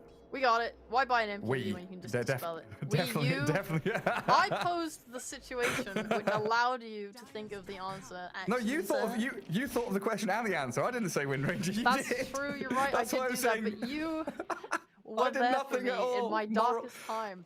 Moral support. I listened to the sound of your voice and came to the conclusion. Thank you, Gary. Oh, I just love saying we. Because look, Lacoste is like, what do you mean? I'm the one who said it. Oh, see, I'm your friend, Gary. That's the difference between me and Lacoste. He makes puns, and I love You're the friendly one. You're so happy to share the glory, even though it was yours. For sure. What do you take me for? Some horrible, egocentric Brit? Ah, yes. Maybe a little bit. That's what they're all like. Yeah. Dire's top tower It's is under attack. looking good. We have had such a good time casting this game. Big old back and forth. I'm getting a little scared. This Troll Warlord going for that blink now as well, just to be able to help deal with all these mobility heroes, the Queen of Pain, the Weaver. If you're able to go on Queen, force her blink, and then just blink after her, that's massive. Oh, gonna get the quad. In we go with the lasso. No Lincolns yet. And Troll with the net will catch out 2 kills here for DGG. And that observable there getting dewarded as well. What can I say? Oh, this is going to be a move up to that top tier 1. Take control of the enemy triangle. As DGG starting to really emerge 25 minutes in as kind of the victors of this game already. Tower is under attack. Yeah, but what can Ivy do? It's definitely hard. I think their draft is a little weaker than the previous 2 games.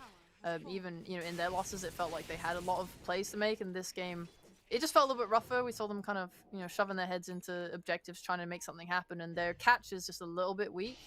But Yeah, I'm looking at this it's cube fine. win ranger and like I don't know, the pick surprised us. The item build he's going for is very greedy. Very true. Yep. Is he the one that's going to recover this game for them? Shackle shots and focus fires with MKB procs. And maybe he's the one, the hidden carry. They don't focus him, they focus the Weaver, the Queen of Pain. Suddenly, Cube comes out, gets a couple of kills. Yeah, it requires a lot of items. I mean, we just went over Pleb getting that Ags, so Wind Ranger's not even going to be able to, dance around him with that win run. It's hard, but they have, like, 2 supports who scale, which is obviously a very nice thing to have when your Wind Ranger's getting an MKB, probably a BKB after that. Your DP's always going to have that Exorcism. He's going for that Lotus Orb, which is just going to help assist the Weaver and able to fight without too much fear. Oh, careful. And there's the Dispel. In goes Pleb, straight on the Wind Ranger. Cube gonna get jumped by the rebound, but quickly blinks away. Barely Nice escaping disengage. from it. 30 seconds minimum timer on Roshan. There's still a little bit to wait here for DGG before they can go into the pit. They got some good ward coverage down though from top through towards mid lane. Yeah, they want to go deward that high ground obs that they assume that Ivy has over near their own triangle. Oh, that sentry. So close to spotting it. Now Max is stood on that ward. They're running right towards him. And they're going to be under the vision. He finds it now. Nice. Giving your wards to your Troll Warlord. Like, can you do this for me? I'm scared. Alright, they've just committed wards here, so I really hope they keep playing around it. I don't want them to kind of back off and move somewhere else on the map and then just have that get dewarded. Or at the very least, if someone shows on it to deward, I hope they smoke and run towards it instantly to try and punish. It's nice for them that bot lane's already pushing in just from the creep wave itself. Yeah. So Ivy has to come back and maintain that. Was that observer ward hidden by all the trees? Near the top rune spot. Radiant Obs ward is like under 2 dire sentries, but hasn't been... Okay, now, yeah, maybe next time it's like, dude, there's an obs here.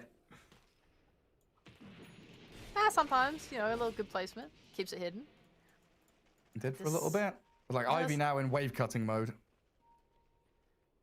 Yeah, you're playing towards bot because it's kind of all you really can do. I think when you're in a worse position, you understand the flow of the game. You know they're waiting for Roshan. You know that they've dewarded your wards top, so they're most likely playing there. You're just gonna go bot. You're just gonna try and get what you can, farm their ancients, push the wave, try and get the tower. Anything you can. If you force some TPs and able to get out, great. Maybe then you can swing to top and take that area for Roche. If not, at least you're getting some form of net worth to try and get your next item to be able to fight. Because yeah, it's a ticking time bomb. Roche will respawn in 1 minute from now. I don't even know if IB want to contest it. Yeah. Yeah, I mean, they've already used Exo bottom, haven't they? Yeah. I get the tier 1. They're continuing to push forward to tier 2. But you're all grouped up together here. As the rest of the map spread wide open for DGG. They're cutting wave mid, pushing out top. Troll is so confident he's just blinking past tier 2, hunting for anyone that's lurking in the shadows. In a few seconds, they'll see that Roshan respawn and they'll be ready for it. Get the tier 2. Not too useful since you can't take the top outpost since you ain't playing there. I mean, looks like they're going to really try and get these TPs if they can. Just pressure that base slightly. 26 seconds till this Roche. It's getting scary. And they've already scanned the pit. It turned red, so they may be thinking that Roche is already being taken and doing nothing to respond to it. You're right, they're just getting Blink on this Primal Beast, getting Cube that MKB finished, so that's going to be delivered in the next second or two. 5. Don't give up hope, guys. Get back in there. Yeah, Pleb knows it. He feels it in his bones. Nice. And they've got a drag back on JM Vincento down at bottom lane. MTD. He spends the lasso, but doesn't quite finish her off. And now the TP home. Oh, that's close. Aw. Dies in fountain, doesn't she? Yeah. Sad for him. He was so close. And now the smoke from DGG, they've actually halted their Roche take. They want more kills. They're bloodthirsty. Are they going to see the Queen of Pain? They will. The bash, the stun, and now the Doom. They've got the AoE Doom, so that catches Max as well. That is so massive. Just playing into a Weaver and a Quap with Lincolns and not having to care about it. And these BKBs even as well, they just can't use them. Ivy really need to mount a formidable high ground defense, I think, if they have any hope of winning this game at this point. They get 2 glyphs, so they have a glyph right now, and then as soon as the tier 3 tower is taken, they'll get another refresh. So maybe there's a way that they can hold their high ground with the use of those, maybe protect their racks. If they can just find a way to kind of poke them down, you have a lot of nukes, I suppose. You got a Crypt Swarm, a Power Shot. Yeah. I don't know. We've got It's some scary. wave clear. Radiant's top tower is under We've seen time and time again, DGG, they like to go late game, and now we're reaching that point. Pleb he's in his stride. This is his natural habitat. 30 plus minutes into the game, holding Aegis, holding high ground, low skill, moving forward with Max, blinking up towards their triangle and finding the Doom. Only gets out his BKB and a War Stomp. They've got that Guardian Angel to keep him healthy, and Pleb turning, trying to fight here. Pops the Rampage, holds the Battle Trance, gets the first hit bash off the ranged hit.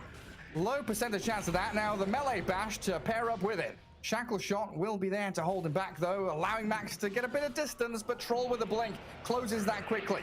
They need another Shackle Shot here. Battle Trance is out from Pleb, chasing forward, gets the axes in, and the Root Bash, he just chain stuns the Wind Ranger down.